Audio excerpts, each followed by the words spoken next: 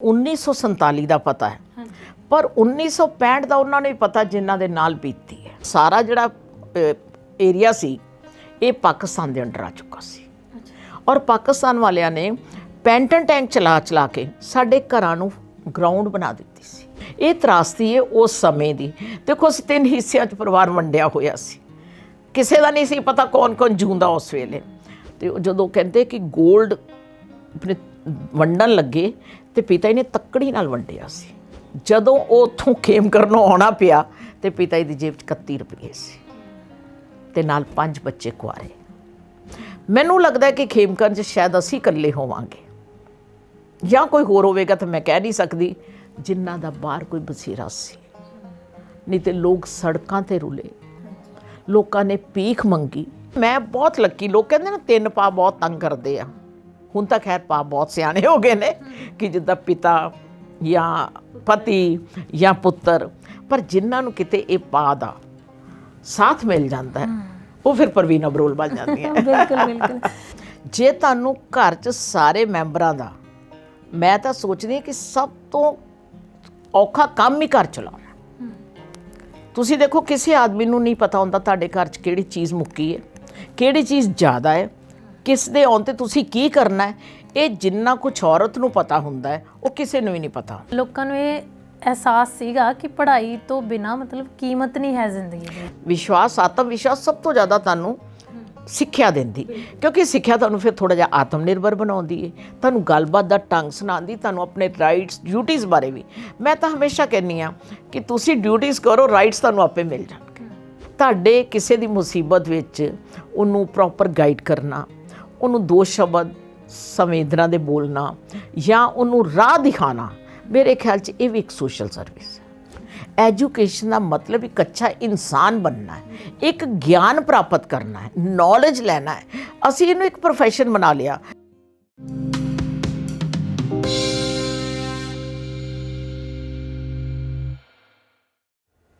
ਸਤਿ ਸ਼੍ਰੀ ਅਕਾਲ, ਮੈਂ ਰੁਪਿੰਦਰ ਕੌਰ ਸੰਧੂ। ਅੱਜ ਦੀ ਇਸ ਖਾਸ ਮੁਲਾਕਾਤ ਦੇ ਵਿੱਚ ਤੁਹਾਡਾ ਬਹੁਤ-ਬਹੁਤ ਸਵਾਗਤ ਹੈ। ਅਸੀਂ ਹਮੇਸ਼ਾ ਕੋਸ਼ਿਸ਼ ਕਰਦੇ ਹੁੰਦੇ ਹਾਂ ਕਿ ਔਰਤਾਂ ਬਾਰੇ ਪ੍ਰੋਗਰਾਮ ਨੇ ਜਿਹੜੇ ਉਹ ਤੁਹਾਡੇ ਰੂਬਰੂ ਕਰਦੇ ਰਹੀਏ, ਕਿਉਂਕਿ ਔਰਤਾਂ ਜਿੰਨੀਆਂ ਮਰਜ਼ੀ ਕਾਮਯਾਬ ਹੋਣ ਪਰ ਜ਼ਿੰਦਗੀ 'ਚ ਕੁਝ ਕੁ ਸ਼ਿਕਾਇਤਾਂ ਨੂੰ ਉਹ ਆਪਣੇ ਨਾਲ ਲੈ ਕੇ ਤੁਰਦੀਆਂ ਨੇ। ਖਾਸ ਕਰਕੇ ਉਦੋਂ ਜੇਕਰ ਉਹ ਪੜ੍ਹੀਆਂ ਲਿਖੀਆਂ ਹੋਣ ਅਤੇ ਉਹਨਾਂ ਨੂੰ ਨੌਕਰੀ ਕਰਨ ਦਾ ਮੌਕਾ ਜਿਹੜਾ ਨਾ ਮਿਲੇ। ਪਰ ਅੱਜ ਦੀ ਇਹ ਕਹਾਣੀ ਤੁਹਾਨੂੰ ਦਿਖਾਏਗੀ ਕਿ ਜੇਕਰ ਕੋਈ ਔਰਤ ਆਪਣੀ ਜ਼ਿੰਦਗੀ 'ਚ ਤੈਅ ਕਰ ਲਵੇ ਕਿ ਉਹਨੇ ਅੰਬਰਾਂ ਨੂੰ ਸਰ ਕਰਨਾ ਅਤੇ ਪਰਿਵਾਰ ਦਾ ਸਹਿਯੋਗ ਹੋਵੇ ਤਾਂ ਉਹ ਕਿਸ ਮੰਜ਼ਿਲ 'ਤੇ ਪਹੁੰਚਦੀ ਆ। ਇਹੀ ਮੇਰੀ ਅੱਜ ਦੀ ਕਹਾਣੀ ਤੁਹਾਨੂੰ ਦਿਖਾਉਣ ਦਾ ਮੁੱਖ ਮਕਸਦ ਹੈ। ਅਤੇ ਇਸ ਕਹਾਣੀ ਦੇ ਕਿਰਦਾਰ ਨੇ ਪ੍ਰਵੀਨ ਅਬਰੋਲ ਜੀ। ਸ਼ਾਇਦ ਇਹ ਨਾਂ ਮੇਰੇ ਦੱਸਣ ਤੋਂ ਪਹਿਲਾਂ ਤੁਹਾਨੂੰ ਇਹਨਾਂ ਦਾ ਚਿਹਰਾ ਹੈ ਜਿਹੜਾ ਤੁਹਾਡੇ ਦਿਮਾਗ 'ਚ ਆ ਗਿਆ ਹੋਵੇਗਾ, ਕਿਉਂਕਿ ਹੁਣ ਤੱਕ ਬਹੁਤ ਸਾਰੇ ਅਖਬਾਰਾਂ ਦੇ ਵਿੱਚ ਇਹ ਲਿਖ ਚੁੱਕੇ ਨੇ, ਬਹੁਤ ਸਾਰੀਆਂ ਸੰਸਥਾਵਾਂ ਦੇ ਨਾਲ ਜੁੜੇ ਹੋਏ ਨੇ। ਅਤੇ ਇਹਨਾਂ ਦੀ ਜ਼ਿੰਦਗੀ ਦੀ ਪ੍ਰਾਪਤੀ ਇਹ ਹੈ ਕਿ ਕੁਆਲੀਫਾਈ ਹੋਣ ਤੋਂ ਬਾਅਦ ਵੀ ਇਹਨਾਂ ਨੇ ਆਪਣੇ ਪਰਿਵਾਰ ਲਈ ਘਰ ਰਹਿਣਾ ਚੁਣਿਆ, ਪਰ ਘਰ 'ਚ ਰਹਿੰਦਿਆਂ ਹੋਇਆਂ ਵੀ ਇਹਨਾਂ ਨੇ ਕਿੰਨਾ ਕੁਝ ਪ੍ਰਾਪਤ ਕੀਤਾ ਉਹ ਅੱਜ ਇਹਨਾਂ ਦੇ ਮੂੰਹੋਂ ਤੁਹਾਨੂੰ ਸੁਣਾਉਣਾ ਹੈ। ਉਹਨਾਂ ਦਾ ਆਪਾਂ ਸਵਾਗਤ ਕਰਦੇ ਹਾਂ। ਸਤਿ ਸ਼੍ਰੀ ਅਕਾਲ। ਸਤਿ ਸ਼੍ਰੀ ਅਕਾਲ ਮੈਮ, ਕੀ ਹਾਲ ਹੈ? ਬਿਲਕੁਲ ਵਧੀਆ, ਤੁਸੀਂ ਸੁਣਾਓ? ਵਧੀਆ। ਮੈਂ ਤੁਹਾਨੂੰ ਗੁਜ਼ਾਰਿਸ਼ ਕਰਨ ਲੱਗੀ ਸੀ ਕਿ ਜਦੋਂ ਮੈਂ ਤੁਹਾਨੂੰ ਆ ਕੇ ਮਿਲੀ ਨਾ ਤਾਂ ਮੈਨੂੰ ਲੱਗਿਆ ਕਿ ਅਖਬਾਰ 'ਤੇ ਇੱਕ ਤੁਹਾਡੀ ਫੋਟੋ ਲੱਗੀ ਹੁੰਦੀ ਆ ਹਮੇਸ਼ਾ ਆਰਟੀਕਲ ਦੇ ਨਾਲ, ਹੈ ਨਾ? ਬਿਲਕੁਲ। ਮੈਨੂੰ ਲੱਗਿਆ ਤੁਸੀਂ ਉਹਨੂੰ ਬਦਲਵਾਓ, ਤੁਸੀਂ ਬਹੁਤ ਖੂਬਸੂਰਤ ਹੋ। ਅਤੇ ਉਹ ਫੋਟੋ ਆ ਜਿਹੜੀ ਉਹਨਾਂ ਨੇ ਮਤਲਬ ਬਿਲਕੁਲ ਵੱਖਰੇ ਮੁਹਾਂਦਰੇ ਦੀ ਲੱਗਦੀ ਹੈ ਨਾ। ਗੱਲ ਤਾਂ ਤੁਸੀਂ ਬਹੁਤ ਵਧੀਆ ਕੀਤੀ। ਜੇ ਤੁਸੀਂ ਇਹ ਗੱਲ ਸ਼ੁਰੂ ਕੀਤੀ ਕਿ ਫੋਟੋ ਬਦਲਾਵਾਂ ਤੇ ਮੈਂ ਤੁਹਾਨੂੰ ਅੱਜ 67 'ਚ ਲੈ ਚੱਲਦੀ ਹਾਂ। 67 ਦੇ ਵਿੱਚ ਇੱਥੇ ਸੈਂਟਰ ਟਾਊਨ 'ਚ ਅਸੀਂ ਮਕਾਨ ਪਾਇਆ ਸੀ ਅਤੇ ਜਦੋਂ ਉਸ ਮਕਾਨ ਦੇ ਵਿੱਚ ਅਸੀਂ ਆਏ ਅਤੇ ਇੱਥੇ ਜੱਟ ਕੀਤੀ, ਜਿਸ ਤਰ੍ਹਾਂ ਮਕਾਨ ਗ੍ਰਹਿ ਪ੍ਰਵੇਸ਼ ਕਹਿੰਦੇ ਆ ਜਾਂ ਜੱਟ ਕਹਿੰਦੇ ਆ। ਅਤੇ ਜਦੋਂ 7 ਵੱਜ ਗਏ ਅਤੇ ਮੇਰੀ ਮਾਸੀ ਥੋੜ੍ਹੀ ਦੇਰ ਬਾਅਦ ਕਵੇ, ਕੁੜੀਏ ਜਾ ਘਰ ਆਪਣੇ। ਮੈਂ ਚੁੱਪ ਕਰ ਜਾਵਾਂ। ਥੋੜ੍ਹੀ ਦੇਰ ਬਾਅਦ ਫਿਰ ਕਵੇ, ਕੁੜੀਏ ਸਾਰੇ ਚਲੇ ਗਏ ਜਾ ਘਰ ਆਪਣੇ। ਹਾਂਜੀ। ਮੈਂ ਜਾ ਕੇ ਆਪਣੀ ਮਾਂ ਨੂੰ ਕਿਹਾ ਕਿ ਬੀਜੀ ਮੈਨੂੰ ਇਹ ਕਹਿੰਦੇ ਜਾ ਘਰ ਆਪਣੇ, ਮੈਂ ਕਿੱਥੇ ਜਾਵਾਂ? ਅਤੇ ਬੀਜੀ ਕਹਿੰਦੇ ਭੈਣ ਇਹ ਤਾਂ ਪ੍ਰਵੀਨ ਹੈ। ਮੈਂ ਉਦੋਂ ਇੰਨੀ ਇਹੋ ਜਿਹੀ ਸ਼ਕਲ ਦੀ ਹੁੰਦੀ ਸੀ ਕਿ ਘਰਦਿਆਂ ਨਾਲ ਨਹੀਂ ਸੀ ਮਿਲਦੀ। ਅਤੇ ਅੱਜ ਜੇ ਤੁਸੀਂ ਇਹ ਮੈਨੂੰ ਕਹਿੰਦੇ ਹੋ ਕਿ ਤੁਸੀਂ ਖੂਬਸੂਰਤ ਲੱਗ ਰਹੇ ਹੋ ਅਤੇ ਇਹ ਤੁਹਾਡਾ ਬਹੁਤ ਬਹੁਤ ਬੜੱਪਨ ਹੈ। ਮੈਨੂੰ ਤਾਂ ਸਾਰੇ ਕਹਿੰਦੇ ਸੀ ਅਸੀਂ ਇਹ ਕੁੜੀ ਬਾਹਰੋਂ ਲਿਆਂਦੀ। ਹਾਂਜੀ, ਨਹੀਂ ਪਰ ਤੁਸੀਂ ਬਹੁਤ ਸਮਾਰਟ ਹੋ ਤੇ Thank you so much. ਬਹੁਤ ਚੰਗੇ ਆਰਟੀਕਲ ਹੁੰਦੇ ਆ ਤੁਹਾਡੇ। ਮੈਂ ਤੁਹਾਨੂੰ ਜਿਵੇਂ ਤੁਹਾਡੀ ਕਾਲ ਤੇ ਕਿਹਾ ਸੀਗਾ ਕਿ ਮੈਂ ਤਾਂ ਤੁਹਾਨੂੰ ਬਹੁਤ ਲੰਮੇ ਸਮੇਂ ਤੋਂ ਪੜ੍ਹਦੀ ਹਾਂ ਨਾ ਜੀ ਮੈਮ। ਤੇ ਕਦੇ ਨਹੀਂ ਸੀ ਸੋਚਿਆ ਕਿ ਇਦਾਂ ਤੁਹਾਨੂੰ ਮਿਲਣ ਦਾ ਮੌਕਾ ਮਿਲੇਗਾ। ਨਹੀਂ ਰੁਪਿੰਦਰ ਜੀ, ਜਦੋਂ ਵੀ ਮੈਂ ਉਹ ਬੀ ਸੋਸ਼ਲ ਤੇ ਪ੍ਰੋਗਰਾਮ ਦੇਖਦੀ ਸੀ ਤਾਂ ਮੇਰਾ ਵੀ ਮਨ ਕਰਦਾ ਸੀ ਕਿ ਸੋਸ਼ਲ ਹੋਣਾ ਬਹੁਤ ਜ਼ਰੂਰੀ। ਸੋਸ਼ਲ ਤਾਂ ਹੈ ਪਰ ਬੀ ਸੋਸ਼ਲ ਨਾਲ ਮਿਲਣਾ ਬਹੁਤ ਜ਼ਰੂਰੀ ਹੈ। ਇਸ ਕਰਕੇ ਮੈਨੂੰ ਲੱਗਦਾ ਸੀ ਕਿ ਕੁਝ ਗੱਲਾਂ ਰਲ ਮਿਲ ਕੇ ਕਰੀਏ, ਫਿਰ ਉਹ ਕੁਝ ਲੋਕਾਂ ਤੱਕ ਵੀ ਸਾਡਾ ਪਹੁੰਚੇ ਵੀ ਅਸੀਂ ਕੀ ਕਰਦੇ ਹਾਂ ਤੇ ਉਹਨਾਂ ਨੂੰ ਵੀ ਸਾਡੇ ਨਾਲ ਮਿਲ ਕੇ ਕੀ ਕਰਨਾ ਚਾਹੀਦਾ। ਹੁਣ ਤੱਕ ਅਸੀਂ ਬਹੁਤ ਸਾਰੀਆਂ ਬੀਬੀਆਂ ਨੂੰ ਹੈ ਨਾ ਇਸ ਚੈਨਲ ਦੇ ਦੁਆਰਾ ਦਿਖਾਇਆ, ਪਰ ਮੈਨੂੰ ਤੁਹਾਡੀ ਕਹਾਣੀ ਬਹੁਤ ਅਲੱਗ ਲੱਗੀ ਕਿਉਂਕਿ ਉਹਦਾ ਕਾਰਨ ਇਹ ਸੀਗਾ ਕਿ ਜਦੋਂ ਤੁਸੀਂ ਇੱਕ ਹਾਊਸ ਮੇਕਰ ਜਾਂ ਉਹ ਮਤਲਬ ਔਰਤ ਦੀ ਗੱਲ ਕਰਦੇ ਹੋ ਜਿਹਨੂੰ ਆਪਾਂ ਕਹਿੰਦੇ ਕਿ ਉਹ ਘਰੇ ਰਹਿੰਦੀ ਆ ਹੈ ਨਾ, ਤੇ ਘਰੇ ਰਹਿਣਾ ਇਹ ਲੱਗਦਾ ਹੁੰਦਾ ਕਿ ਉਸ ਔਰਤ ਨੂੰ ਆਪਣੀ ਵੈਲਿਊ ਨਹੀਂ ਮਹਿਸੂਸ ਹੁੰਦੀ ਹੈ ਨਾ, ਕਿ ਉਹਨੂੰ ਲੱਗਦਾ ਕਿ ਮੈਂ ਸਿਰਫ ਘਰ ਦੇ ਕੰਮ ਕਰ ਲਈ ਹਾਂ। ਪਰ ਤੁਸੀਂ ਘਰੇ ਰਹਿ ਕੇ ਆਪਣੀ ਲਾਈਫ ਨੂੰ ਇੰਨਾ ਵੱਡਾ ਐਕਸਪੋਜ਼ਰ ਦਿੱਤਾ, ਉਹ ਬਿਲਕੁਲ ਡਿਫਰੈਂਟ ਚੀਜ਼ ਸੀ। ਰੁਪਿੰਦਰ ਜੀ, ਉਹਦੇ 'ਚ ਇੱਕ ਚੱਕਰ ਹੈ, ਉਹਦੇ ਪਿੱਛੇ ਇੱਕ ਰਾਜ ਹੈ। ਜੇ ਤੁਹਾਨੂੰ ਘਰ 'ਚ ਸਾਰੇ ਮੈਂਬਰਾਂ ਦਾ, ਮੈਂ ਤਾਂ ਸੋਚਦੀ ਹਾਂ ਕਿ ਸਭ ਤੋਂ ਔਖਾ ਕੰਮ ਹੀ ਘਰ ਚਲਾਉਣਾ। ਤੁਸੀਂ ਦੇਖੋ ਕਿਸੇ ਆਦਮੀ ਨੂੰ ਨਹੀਂ ਪਤਾ ਹੁੰਦਾ ਤੁਹਾਡੇ ਘਰ 'ਚ ਕਿਹੜੀ ਚੀਜ਼ ਮੁੱਕੀ ਹੈ, ਕਿਹੜੀ ਚੀਜ਼ ਜ਼ਿਆਦਾ ਹੈ, ਕਿਸ ਦੇ ਆਉਣ 'ਤੇ ਤੁਸੀਂ ਕੀ ਕਰਨਾ ਹੈ। ਇਹ ਜਿੰਨਾ ਕੁਛ ਔਰਤ ਨੂੰ ਪਤਾ ਹੁੰਦਾ ਹੈ ਉਹ ਕਿਸੇ ਨੂੰ ਵੀ ਨਹੀਂ ਪਤਾ ਹੁੰਦਾ। ਮੈਂ ਤਾਂ ਇਹ ਸੋਚਦੀ ਹਾਂ ਕਿ ਮੈਂ ਤਾਂ ਪ੍ਰਾਊਡ ਫੀਲ ਕਰਦੀ ਹਾਂ। ਮੈਂ ਇੱਥੇ ਵੀ ਇੱਕ ਲਿਖਿਆ ਸੀ, ਹਾਊਸ ਵਾਈਫ ਹੋਣਾ ਵੀ ਇੱਕ ਪ੍ਰਾਊਡ ਹੈ। ਅਸੀਂ ਲੋਕ ਬੜੇ ਮਾਯੂਸ ਹੋ ਕੇ ਕਹਿ ਦਿੰਦੇ ਹਾਂ ਮੈਂ ਹਾਊਸ ਵਾਈਫ ਹਾਂ। ਕਿਉਂ ਹਾਊਸ ਵਾਈਫ ਹਾਂ? ਹਾਊਸ ਦਾ ਮਤਲਬ ਇੱਕ ਕੰਮ ਕਰਨਾ। ਉਹ ਕਹਿੰਦੇ ਹੈਂਡਸਮ, ਜਦੋਂ ਤੁਸੀਂ ਆਪਣਾ ਹੈਂਡ ਕਿਸੇ ਨੂੰ ਦਿੰਦੇ ਹੋ ਤਾਂ ਤੁਸੀਂ ਹੈਂਡਸਮ ਬਣਦੇ ਹੋ। ਇਸ ਤਰ੍ਹਾਂ ਜਦੋਂ ਤੁਸੀਂ ਹਾਊਸ ਵਾਈਫ ਹੋ, ਤੁਸੀਂ ਸਾਰੇ ਘਰ ਦੀ ਵਾਈਫ ਹੋ। ਸਾਰਾ ਘਰ ਤੁਹਾਡੇ ਆਲੇ ਦੁਆਲੇ ਚੱਲਦਾ। ਤੁਸੀਂ ਦੇਖੋ ਇੱਕ ਘਰ ਮਾਂ ਨਾ ਬੈਠੀ ਹੋਵੇ ਤੇ ਘਰ ਸੁੰਨਾ ਲੱਗਦਾ। ਇੱਕ ਘਰ ਔਰ 10 ਆਦਮੀ ਇਕੱਠੇ ਹੋ ਲੈਣ, ਉਹ ਕੰਮ ਨਹੀਂ ਕਰ ਸਕਦੇ ਜਿਹੜੀ ਇੱਕ ਔਰਤ ਕਰ ਲੈਂਦੀ ਹੈ। ਕਿੱਥੇ ਫਿਰ ਉਹਨੂੰ ਆਪਾਂ ਕਹੀਏ ਕਿ ਇਹ ਹਾਊਸ ਵਾਈਫ ਹੈ? ਨਹੀਂ, ਉਹ ਹਾਊਸ ਓਨਰ ਹੈ, ਉਹਦੇ ਨਾਲ ਘਰ ਬਣਦਾ ਹੈ। ਜਿਵੇਂ ਤੁਹਾਡੀ ਜ਼ਿੰਦਗੀ ਨਾਲ ਇੱਕ ਸਭ ਤੋਂ ਬਹੁਤ ਅਹਿਮ ਕਹਾਣੀ ਆ ਨਾ ਜਿਹੜੀ ਜੁੜੀ ਹੋਈ ਹੈ ਕਿ ਤੁਸੀਂ ਆਪਾਂ ਜਦੋਂ ਵੀ ਆਪਾਂ ਤਰਾਸਦੀ ਦੀ ਗੱਲ ਕਰਦੇ ਹਾਂ ਆਪਾਂ ਉਹਨੂੰ 1947 ਨੂੰ ਉਸ ਚੀਜ਼ 'ਚ ਗਿਣਦੇ ਹਾਂ ਜਦੋਂ ਬਹੁਤ ਸਾਰੇ ਪਰਿਵਾਰਾਂ ਦਾ ਉਜਾੜਾ ਹੋਇਆ। ਜਦੋਂ ਤੁਸੀਂ ਬਚਪਨ 'ਚ ਸੀ ਉਸ ਵਕਤ ਤੁਸੀਂ ਵੀ ਇੱਕ ਇਸ ਤਰ੍ਹਾਂ ਦੇ ਹਾਦਸੇ ਨੂੰ ਮਤਲਬ ਉਹਦਾ ਸਾਹਮਣਾ ਕੀਤਾ ਤੁਸੀਂ ਹੈ ਨਾ, ਤੇ ਮੈਂ ਚਾਹੁੰਦੀ ਹਾਂ ਕਿ ਉਹਨੂੰ ਜੋੜਦੇ ਹੋਏ ਤੁਸੀਂ ਆਪਣਾ ਜਿਹੜਾ ਪਰਿਵਾਰਕ ਬੈਕਗਰਾਉਂਡ ਆ ਉਹਦੇ ਬਾਰੇ ਮੈਨੂੰ ਦੱਸੋ। ਹਾਂ, ਮੈਂ ਜ਼ਰੂਰ ਦੱਸਣਾ ਚਾਹਾਂਗੀ। ਬਹੁਤ ਸਾਰੇ ਲੋਕਾਂ ਨੂੰ 1947 ਦਾ ਪਤਾ ਹੈ ਪਰ 1965 ਦਾ ਉਹਨਾਂ ਨੂੰ ਵੀ ਪਤਾ ਜਿਨ੍ਹਾਂ ਦੇ ਨਾਲ ਬੀਤੀ ਹੈ। ਉਸ ਵੇਲੇ ਮੈਂ 6ਵੀਂ ਜਮਾਤ 'ਚ ਪੜ੍ਹਦੀ ਸੀ ਔਰ ਅਸੀਂ ਟੀਚਰ ਡੇ ਮਨਾ ਰਹੇ ਸੀ। ਮਨਾ ਕੇ ਘਰ ਆਏ ਬੜੀ ਖੁਸ਼ੀ ਤੇ ਰਾਤ ਨੂੰ ਬੰਬਾਂ ਦੇ ਪੀਸਿਸ ਘਰ ਡਿੱਗਣੇ ਸ਼ੁਰੂ ਹੋ ਗਏ, ਠਾਠਾ ਹੋਣੀ ਸ਼ੁਰੂ ਹੋ ਗਈ ਕਿਉਂਕਿ ਸਾਡੇ ਘਰ ਤੋਂ 1.5 ਕਿਲੋਮੀਟਰ ਪਾਕਿਸਤਾਨ ਦਾ ਬਾਰਡਰ ਸੀ। ਜਿਸ ਤਰ੍ਹਾਂ ਦੀਆਂ ਹੁਣ ਬਾਉਂਡਰੀਜ਼ ਬਣ ਗਈਆਂ ਉਦੋਂ ਇਸ ਤਰ੍ਹਾਂ ਦੀਆਂ ਨਹੀਂ ਸੀਗੀਆਂ। ਸਿੰਪਲ ਤਾਰਾਂ ਹੁੰਦੀਆਂ ਲੋਹੇ ਦੀਆਂ, ਉਹਨਾਂ ਦੇ ਨਾਲ ਹੀ ਇੱਕ ਬਾਉਂਡਰੀ ਸੀ ਦੋਨਾਂ ਦੇ ਵਿੱਚ। ਇਹ ਪਾਕਿਸਤਾਨ ਹੈ, ਇਹ ਹਿੰਦੁਸਤਾਨ ਹੈ। ਤੇ ਮੇਰੇ ਪਿਤਾ ਜੀ ਉੱਥੇ ਬਹੁਤ ਸਾਲਾਂ ਤੋਂ ਹੈਡ ਮਾਸਟਰ ਸੀ ਖੇਮਕਰਨ ਦੇ ਵਿੱਚ ਹੀ। ਤੇ ਇਸ ਤਰ੍ਹਾਂ ਜਦੋਂ ਆਵਾਜ਼ ਆਈ ਤੇ ਉਸ ਵੇਲੇ ਮੇਰੇ ਮਾਤਾ ਜੀ ਔਰ ਮੇਰਾ ਵੱਡਾ ਭਰਾ ਇੱਥੇ 11ਵੀਂ ਦੇ ਵਿੱਚ ਦਾਖਲ ਹੋਇਆ ਸੀ ਕਿਉਂਕਿ ਮੇਰੀ ਮਾਂ ਨੂੰ ਇੱਕ ਬੜਾ ਚਾਅ ਸੀ ਕਿ ਮੇਰੇ ਬੱਚੇ ਜ਼ਰੂਰ ਪੜ੍ਹੇ ਹੋਣੇ ਚਾਹੀਦੇ, ਚਾਹੇ ਉਹ ਆਪ ਪੜ੍ਹੇ ਨਹੀਂ ਸੀ। ਇਸ ਕਰਕੇ ਉਹਨਾਂ ਨੇ ਬੇਟੇ ਨੂੰ ਇੱਥੇ ਲੈ ਕੇ ਆਏ। ਇੱਥੇ ਆ ਕੇ ਨੈਚੁਰਲ ਤੁਸੀਂ ਦੇਖਦੇ ਨਾ ਪਿੰਡਾਂ ਦੇ ਤੇ ਸ਼ਹਿਰਾਂ ਦੇ ਮਾਹੌਲ ਦਾ ਬਹੁਤ ਫਰਕ ਹੁੰਦਾ। ਉਹਦੇ ਇੱਥੇ ਦਿਲ ਨਹੀਂ ਲੱਗਦਾ ਸੀ ਤੇ ਬੀਜੀ ਸਾਡੇ ਕੋਲ ਮਤਲਬ ਇੱਥੇ ਆ ਕੇ ਕਹਿਣ ਲੱਗੇ ਕਿ ਚਲੋ ਇਹ ਤਾਂ ਘਰ 'ਚ ਨੇ ਤੇ ਮੇਰੀ ਨਾਨੀ ਨੂੰ ਸਾਡੇ ਕੋਲ ਭੇਜ ਦਿੱਤਾ। ਜਦੋਂ ਇਹ 6 ਸਤੰਬਰ ਨੂੰ ਇਹ ਹਮਲਾ ਹੋਇਆ ਤੇ ਮੇਰੀ ਛੋਟੀ ਭੈਣ, ਮੇਰੇ ਤੋਂ 2 ਸਾਲ ਵੱਡਾ ਭਰਾ ਤੇ ਪਿਤਾ ਹੀ ਤੇ ਨਾਨੀ ਜੀ ਨੂੰ ਇੱਥੋਂ ਭੇਜਿਆ ਹੋਇਆ ਸੀ ਤੇ ਘਰ ਦੇ ਵਿੱਚ ਅਨਾਉਂਸਮੈਂਟ ਹੋਣ ਲੱਗ ਗਈ ਕਿ ਇੱਥੋਂ ਛੱਡ ਦਿਓ ਖੇਮਕਰਨ ਨੂੰ ਕਿਉਂਕਿ ਪਾਕਿਸਤਾਨ ਅੱਗੇ ਵੱਧਦਾ ਰਿਹਾ। ਹੁਣ ਦੇਖੋ ਨਾ ਕੋਈ ਸਾਧਨ, ਨਾ ਸਾਨੂੰ ਕੋਈ ਸਮਝ ਸੀਗੀ, ਨਾ ਸਾਨੂੰ ਪਤਾ ਨਹੀਂ ਸੀ ਸਾਡੀ ਮਾਂ ਦਾ ਰੱਖਣ ਟੱਕਣ ਕੀ ਹੈ, ਕਿੱਥੇ ਹੈ। ਤੁਸੀਂ ਇਹ ਸੋਚ ਸਕਦੇ ਹੋ ਕਿ ਉਸ ਵੇਲੇ ਸਾਡੇ ਤੇ ਕੀ ਬੀਤੀ ਹੋਈ। ਉਮਰ ਵੀ ਬਹੁਤ ਛੋਟੀ ਸੀ। ਹਾਂ, ਤੇ ਉਸ ਤੋਂ 12 ਕਿਲੋਮੀਟਰ ਘਰਿਆਲਾ ਪਿੰਡ ਹੈ, ਉੱਥੇ ਮੇਰੇ ਭੈਣ ਜੀ ਵੱਡੇ, ਸਭ ਤੋਂ ਵੱਡੇ, ਅਸੀਂ 7 ਭੈਣ ਭਰਾਵਾਂ, ਉਹ ਟੀਚਰ ਸੀਗੇ ਔਰ ਉਹ ਅਚਾਨਕ ਉੱਥੇ ਆ ਗਏ ਸਾਨੂੰ ਮਿਲਣ ਕਿ ਮੈਂ ਦੇਖਾਂ ਬੱਚੇ ਸਭ ਠੀਕ ਠਾਕ ਨੇ।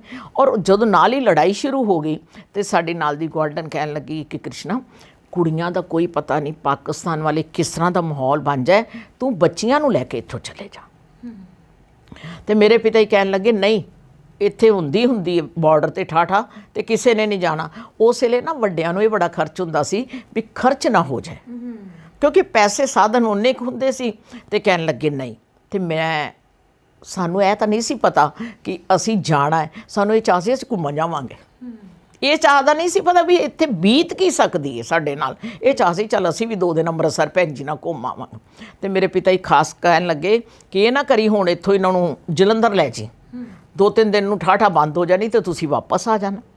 ਪਰ ਜਦੋਂ ਅਸੀਂ ਸਟੇਸ਼ਨ ਤੇ ਪਹੁੰਚੇ, ਉਹੀ ਇੱਕ ਸੂਟ ਕੋਲ, ਫਰੋਕ ਕੋਲ ਤੇ ਇੱਕ ਪਾਈ ਹੋਈ ਉਹ ਲੈ ਕੇ ਅਸੀਂ ਤੁਰ ਪਏ। ਤੇ ਜਦੋਂ ਸਟੇਸ਼ਨ ਤੇ ਪਹੁੰਚੇ ਤੇ ਇੰਜ ਲੱਗਾ ਸਾਰਾ ਖੇਮਕਰਨ ਸਟੇਸ਼ਨ ਤੇ ਆਇਆ। ਇਸ ਤਰ੍ਹਾਂ ਦੇ ਹਾਲਾਤ ਸੀ ਕਿ ਤੁਸੀਂ ਟ੍ਰੇਨ 'ਚ ਚੜ੍ਹ ਹੀ ਨਹੀਂ ਸਕਦੇ। ਭੈਣ ਜੀ ਦੇ ਕੋਈ ਵਾਕਫ ਸੀ, ਉਹਨੇ ਸਾਨੂੰ ਵਿੰਡੋ ਥਾਣੀ ਚੜਾਇਆ ਔਰ ਉੱਥੋਂ ਅਸੀਂ ਆਪਣੇ ਭੈਣ ਜੀ ਦੇ ਕੋਲ ਅੰਮ੍ਰਿਤਸਰ ਆ ਗਏ। ਛੋਟਾ ਭਰਾ ਜਿਹੜਾ ਪਿਤਾ ਜੀ ਦੇ ਕੋਲ ਸੀ, ਉਹ ਕਹਿਣ ਲੱਗਾ ਕਿ ਬਾਊ ਜੀ ਹੁਣ ਤੇ ਸਾਰਾ ਖੇਮਕਰਨ ਖਾਲੀ ਹੋ ਚੱਲਿਆ। ਉਹ ਜਿਸ ਟ੍ਰੇਨ 'ਚ ਅਸੀਂ ਆਏ ਸੀ ਉਹ ਅਖੀਰਲੀ ਟ੍ਰੇਨ ਸੀ। ਉਸ ਤੋਂ ਬਾਅਦ 6 ਮਹੀਨੇ, ਜਦੋਂ 11 ਨੂੰ ਜਨਵਰੀ ਨੂੰ ਫਿਰ ਤਾਸ਼ਕੰਦ ਸਮਝੌਤਾ ਹੋਇਆ 10 ਨੂੰ, ਉਦੋਂ ਤੱਕ ਕੋਈ ਟ੍ਰੇਨ ਜਾ ਨਹੀਂ, ਕਿਉਂਕਿ ਸਾਰਾ ਜਿਹੜਾ ਏਰੀਆ ਸੀ ਇਹ ਪਾਕਿਸਤਾਨ ਦੇ ਅੰਡਰ ਆ ਚੁੱਕਾ ਸੀ। ਔਰ ਪਾਕਿਸਤਾਨ ਵਾਲਿਆਂ ਨੇ ਪੈਂਟਨ ਟੈਂਕ ਚਲਾ ਕੇ ਸਾਡੇ ਘਰਾਂ ਨੂੰ ਗਰਾਊਂਡ ਬਣਾ ਦਿੱਤੀ ਸੀ। ਕੋਈ ਚੀਜ਼ ਇੱਥੋਂ ਤੱਕ ਤੁਹਾਨੂੰ ਦੱਸਾਂਗੀ ਕਿ ਮੇਰੀ ਮਾਂ ਉੱਥੋਂ 2-3 ਕੋਲਿਆਂ ਦੀਆਂ ਬੋਰੀਆਂ ਇਕੱਠੀਆਂ ਕਰਕੇ ਲੈ ਆਈ ਸੀ। ਜਿੰਨੀਆਂ ਘਰ ਛਤੀਰ ਹੁੰਦੇ ਨਾ ਘਰਾਂ ਦੇ, ਉਹ ਲੱਕੜਾਂ ਬਣ ਕੇ ਸੜ ਕੇ, ਤੇ ਉਦੋਂ ਇੱਕ ਚੀਜ਼ ਦੀ ਕੀਮਤ ਸੀ। ਜਦੋਂ ਫਿਰ ਦੇਖਿਆ ਕਿ ਪਿਤਾ ਜੀ ਨੇ ਵਾਕਈ ਦੇਖਿਆ, ਉਹਨਾਂ ਨੇ ਕਈਆਂ ਨੂੰ, ਪਾਕਿਸਤਾਨ ਵਾਲਿਆਂ ਨੇ ਗੋਲੀਆਂ ਮਾਰਨੀਆਂ ਸ਼ੁਰੂ ਕਰ ਦਿੱਤੀਆਂ। ਤੇ ਪਿਤਾ ਜੀ 16 ਕਿਲੋਮੀਟਰ, ਮੇਰਾ ਭਰਾ ਪਿਤਾ ਜੀ, ਤੇ ਉਹ ਕਹਿਣ ਲੱਗਾ ਬਾਊ ਜੀ ਮੈਂ ਮੱਝ ਨਹੀਂ ਛੱਡ ਕੇ ਜਾਣੀ। ਉਹਨੂੰ ਨੇ ਗੋਲੀ ਮਾਰ ਦੇਣੀ।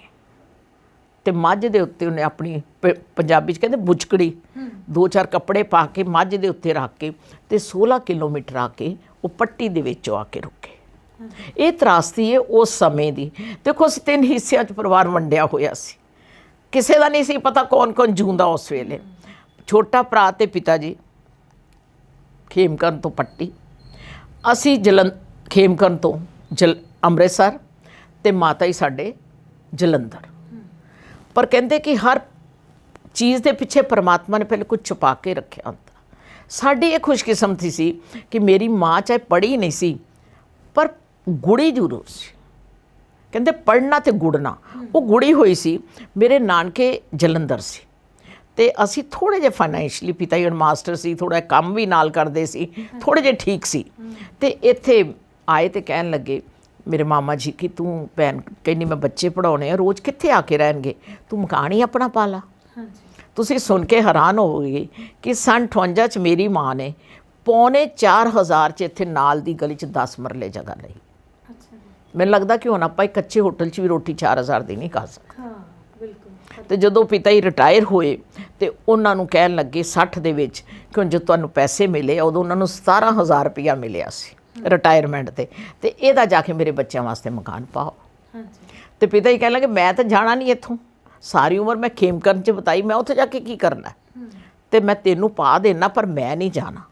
ਤੇ ਮੇਰੇ ਬੀਜੀ ਕਹਿਣ ਲੱਗੇ ਠੀਕ ਹੈ ਤੁਸੀਂ ਮੈਨੂੰ ਮਕਾਨ ਪਾ ਦਿਓ ਪਰ ਭਾਵੇਂ ਜਾਈਓ ਨਾ। ਜਦੋਂ ਉਹ ਉੱਥੋਂ ਖੇਮਕਰਨੋਂ ਆਉਣਾ ਪਿਆ ਤੇ ਪਿਤਾ ਜੀ ਦੀ ਜੇਬ 'ਚ 31 ਰੁਪਏ ਸੀ ਤੇ ਨਾਲ 5 ਬੱਚੇ ਕੁਆਰੇ, ਰਿਟਾਇਰਡ। ਪਰ ਸਿਰਫ ਤੇ ਸਿਰਫ ਕੀ ਸੀ, ਇੱਕ ਹੌਸਲਾ, ਇੱਕ ਇਮਾਨਦਾਰੀ। ਔਰ ਆ ਕੇ ਉਹਨਾਂ ਦੀ ਇੰਨੀ ਅੱਛੀ ਸੀ ਇੰਗਲਿਸ਼, ਉਰਦੂ ਔਰ ਮੈਥ, ਉਹਨਾਂ ਨੂੰ ਜਲਦੀ ਟਿਊਸ਼ਨ ਵਰਕ ਮਿਲ ਗਿਆ, ਉਹ ਰੀਸਟਾਰਟ ਹੋ ਗਿਆ। ਸਾਨੂੰ ਵੀ ਗਵਰਨਮੈਂਟ ਵੱਲੋਂ ਕਾਫੀ ਫੈਸਿਲਿਟੀਜ਼ ਮਿਲੀਆਂ। ਸਾਡੇ ਕੋਲ ਕੋਈ ਸਰਟੀਫਿਕੇਟਸ ਨਹੀਂ ਸੀ, ਜੋ ਅਸੀਂ ਬੋਲਿਆ ਉਸੇ ਬੇਸ 'ਤੇ ਅਸੀਂ ਦਾਖਲ ਹੋ ਗਏ। ਸਾਨੂੰ ਲੋਕਾਂ ਕੋਲੋਂ ਵੀ ਮੈਂ ਤਾਂ ਕਹਾਂਗੀ ਕੁਛ ਦੇਰ ਸਾਨੂੰ ਕਈਆਂ ਦੇ ਕੱਪੜੇ ਵੀ ਪਾਣੇ ਪਏ ਕਿਉਂਕਿ ਸਾਡੇ ਕੋਲ ਹੈ ਹੀ ਕੁਛ ਨਹੀਂ ਸੀ। ਔਰ ਪਰ ਇੱਕ ਸਭ ਤੋਂ ਵੱਡਾ ਸ਼ੁਕਰ ਇਹ ਮਨਾ ਰਹੇ ਸੀ ਕਿ ਸਾਰਾ ਪਰਿਵਾਰ ਬਚ ਗਿਆ। ਜਦੋਂ ਸੁਣਦੇ ਸੀ ਕਿ ਰਿਸ਼ਤੇਦਾਰਾਂ 'ਚ ਫੁੱਫੜ ਜੀ ਸੀ, ਕਿਸੇ ਟਾਈਮ 'ਚ ਪਿਤਾ ਜੀ ਨੂੰ ਉਹਨਾਂ ਨੇ ਬੁਲਾ ਕੇ ਕਿਹਾ ਸੀ ਸਾਡਾ ਬਟਵਾਰਾ ਕਰ ਦਿਓ ਦੋਵਾਂ ਭਰਾਵਾਂ ਦਾ। ਤੇ ਜਦੋਂ ਕਹਿੰਦੇ ਕਿ ਗੋਲਡ ਆਪਣੇ ਵੰਡਣ ਲੱਗੇ ਤੇ ਪਿਤਾ ਜੀ ਨੇ ਤੱਕੜੀ ਨਾਲ ਵੰਡਿਆ ਸੀ। ਤੁਸੀਂ ਅੰਦਾਜ਼ਾ ਕਰ ਸਕਦੇ ਹੋ ਕਿ ਕਿੱਡੇ ਅਮੀਰ ਆਦਮੀ ਹੋਣਗੇ। ਤੱਕੜੀ ਨਾਲ ਵੰਡ ਕੇ ਸੋਨਾ ਉਹਨਾਂ ਨੇ ਇੱਕ ਦੂਜੇ ਨੂੰ ਦਿੱਤਾ ਸੀ ਕਿਉਂਕਿ ਪਿਤਾ ਜੀ ਨੂੰ ਬਹੁਤ ਓਨੈਸਟ ਮੰਨਦੇ ਸੀ ਕਿ ਇਹ ਠੀਕ ਕਰੇਗਾ। ਔਰ ਉਹਨਾਂ ਵੰਡਿਆ ਉਸ ਆਦਮੀ ਨੇ ਵੀ ਸਾਰਾ ਜਿੱਦਾਂ ਆਪਾਂ ਪੰਜਾਬੀ 'ਚ ਕਹਿੰਦੇ ਸਲਵਾਰ ਨਾਲ ਬੰਨ੍ਹ ਕੇ ਜਾਂ ਧੋਤੀ ਨਾਲ ਬੰਨ੍ਹ ਕੇ ਲੈ ਗਿਆ ਕਿ ਹੋਰ ਤਾਂ ਨਹੀਂ ਲਿਜਾ ਸਕਦਾ, ਔਰ ਕਿਤੇ ਜਾ ਨਾ ਸਕਿਆ, ਉਹਨੂੰ ਪਾਕਿਸਤਾਨ ਲੈ ਗਏ। ਉਹ ਚੀਜ਼ਾਂ ਤਾਂ ਉਹਦੇ ਕੋਲ ਗਈਆਂ ਹੀ ਗਈਆਂ, ਉਹਦੇ ਕੋਲੋਂ ਮਜ਼ਦੂਰੀ ਕਰਵਾਈ, ਅਖੀਰ ਤੇ ਉਹਨਾਂ ਦੀ ਉੱਥੇ ਹੀ ਡੈਥ ਹੋ ਗਈ। ਔਰ ਬਾਅਦ ਦੇ ਵਿੱਚ ਉਹਨਾਂ ਦੀ ਇੱਕ ਬੇਟੀ ਸੀ, ਉਹਨੂੰ ਕਿਹਾ ਕਿ ਜੇ ਤੂੰ ਮੁਆਵਜ਼ਾ ਲੈਣਾ ਤੇ ਉਹਨੇ ਕਿਹਾ ਮੈਂ ਆਪਣੇ ਮਰੇ ਮਾਂ ਪਿਓ ਦਾ ਪੈਸੇ ਕੀ ਲੈਣੇ। ਸੋ ਇਸ ਤਰ੍ਹਾਂ ਦੀ ਤਰਾਸਦੀ ਸੁਣਨ ਨੂੰ ਮਿਲੀ। ਔਰ ਮੈਂ 47 ਸਾਲ ਬਾਅਦ ਖੇਮਕਰਨ ਗਈ। ਉੱਥੋਂ ਦੇ ਜਦੋਂ ਮੈਂ ਲੋਕਾਂ ਨੂੰ ਪੁੱਛਿਆ ਵੀ ਫਲਾਣਾ ਕਿੱਥੇ, ਫਲਾਣਾ, ਉਹਨਾਂ ਨੇ ਦੱਸਿਆ ਕਿ ਉਹਨੂੰ ਤਾਂ ਗੋਲੀ ਮਾਰ ਦਿੱਤੀ ਸੀ, ਉਹਨੂੰ ਤਾਂ ਇਸ ਤਰ੍ਹਾਂ ਮਾਰ ਦਿੱਤਾ ਸੀ, ਉਸ ਦੀ ਲੜਕੀ ਨੂੰ ਇਸ ਤਰ੍ਹਾਂ ਲੈ ਗਏ ਸੀ। ਉਸ ਵੇਲੇ ਅਸੀਂ ਵਾਹਿਗੁਰੂ ਦਾ ਸ਼ੁਕਰ ਕਰਦੇ ਸੀ ਕਿ ਮੇਰੀ ਮਾਂ ਨੂੰ ਜਿਹੜਾ ਪਿਓ ਕਹਿੰਦਾ ਸੀ ਕਿ ਮੈਂ ਉੱਥੇ ਨਹੀਂ ਜਾਣਾ। ਦੇਖੋ ਦੂਰਅੰਦੇਸ਼ੀ ਕਹਿ ਉਹ ਕਹਿੰਦੇ ਸਕਦੇ ਨਾ, ਜਾਂ ਕੁਦਰਤ ਦੀ ਮਿਹਰ। ਪਿੱਛੇ ਕਹਿੰਦੇ ਜਦੋਂ ਪਰਮਾਤਮਾ ਦਾ ਹੱਥ ਹੋਵੇ। ਔਰ ਉਹ ਮਕਾਨ ਨੇ ਸਿਰਫ ਸਾਨੂੰ ਸ਼ੈਲਟਰ ਨਹੀਂ ਦਿੱਤਾ, ਨਾਲ ਸਾਡਾ ਸੋਰਸ ਆਫ ਇਨਕਮ ਬਣਿਆ, ਕਿਉਂਕਿ 3 ਪੋਰਸ਼ਨ ਸੀ, ਫਸਟ ਕਲਾਸ, 2 ਕਮਰੇ, ਰਸੋਈ, ਬਾਥਰੂਮ ਔਰ 3 ਮਿਆਨੀਆਂ ਸੀ। ਅਸੀਂ ਉੱਪਰ 3 ਮਿਆਨੀਆਂ 'ਚ ਰਹਿਣ ਲੱਗੇ, 3 ਪੋਰਸ਼ਨ ਜਿਹੜੇ ਆ ਉਹ ਕਿਰਾਏ 'ਤੇ ਦਿੱਤੇ ਹੋਏ ਸੀ। ਉਹ ਸਾਡਾ ਆਮਦਨ ਦਾ ਸਾਧਨ ਬਣਿਆ। ਮੈਨੂੰ ਲੱਗਦਾ ਕਿ ਖੇਮਕਰਨ 'ਚ ਸ਼ਾਇਦ ਅਸੀਂ ਇਕੱਲੇ ਹੋਵਾਂਗੇ ਜਾਂ ਕੋਈ ਹੋਰ ਹੋਵੇਗਾ, ਤਾਂ ਮੈਂ ਕਹਿ ਨਹੀਂ ਸਕਦੀ, ਜਿਨ੍ਹਾਂ ਦਾ ਬਾਹਰ ਕੋਈ ਬਸੇਰਾ ਸੀ। ਨਹੀਂ ਤੇ ਲੋਕ ਸੜਕਾਂ 'ਤੇ ਰੁਲੇ, ਲੋਕਾਂ ਨੇ ਭੀਖ ਮੰਗੀ, ਕਿਉਂਕਿ ਜਦੋਂ ਦੇਖੋ ਨਾ ਹੁਣ ਤੁਹਾਡੇ ਕੋਲ ਕੁਝ ਹੈ ਹੀ ਨਹੀਂ, ਤੁਹਾਡੇ ਤੇ ਸਾਰੀ ਜਗ੍ਹਾ ਤੇ ਕਿਸੇ ਨੇ ਘੇਰਾ ਪਾ ਲਿਆ ਔਰ ਤੁਸੀਂ ਉੱਥੋਂ ਜਾਨ ਬਚਾ ਕੇ ਭੱਜ ਰਹੇ ਹੋ, ਉਦੋਂ ਤੁਸੀਂ ਕੀ ਉੱਥੋਂ ਚੁੱਕੋਗੇ। ਸੋ ਇੱਥੋਂ ਤੱਕ ਪਹੁੰਚੇ। ਪਰ ਉਹ ਖੇਮਕਰਨ ਦੀਆਂ ਗਲੀਆਂ, ਗੀਟੇ ਖੇਡਣਾ, ਲੁਕਣ ਵਚਾਈ ਖੇਡਣਾ, ਲੋਕਾਂ ਦੇ ਘਰਾਂ 'ਚ ਜਾ ਕੇ ਲੁਕਣਾ, ਆਪਣੀ ਮਾਂ ਦੇ ਨਾਲ ਕਪਾਹ ਚੁਣਨ ਜਾਣਾ, ਕਿਉਂਕਿ ਸਾਡੀਆਂ ਜ਼ਮੀਨਾਂ ਵੀ ਸੀ ਤੇ ਬੀਜੀ ਚੋਨੀਆਂ ਨੂੰ ਲੈ ਕੇ ਜਾਂਦੇ ਹੁੰਦੇ ਸੀ।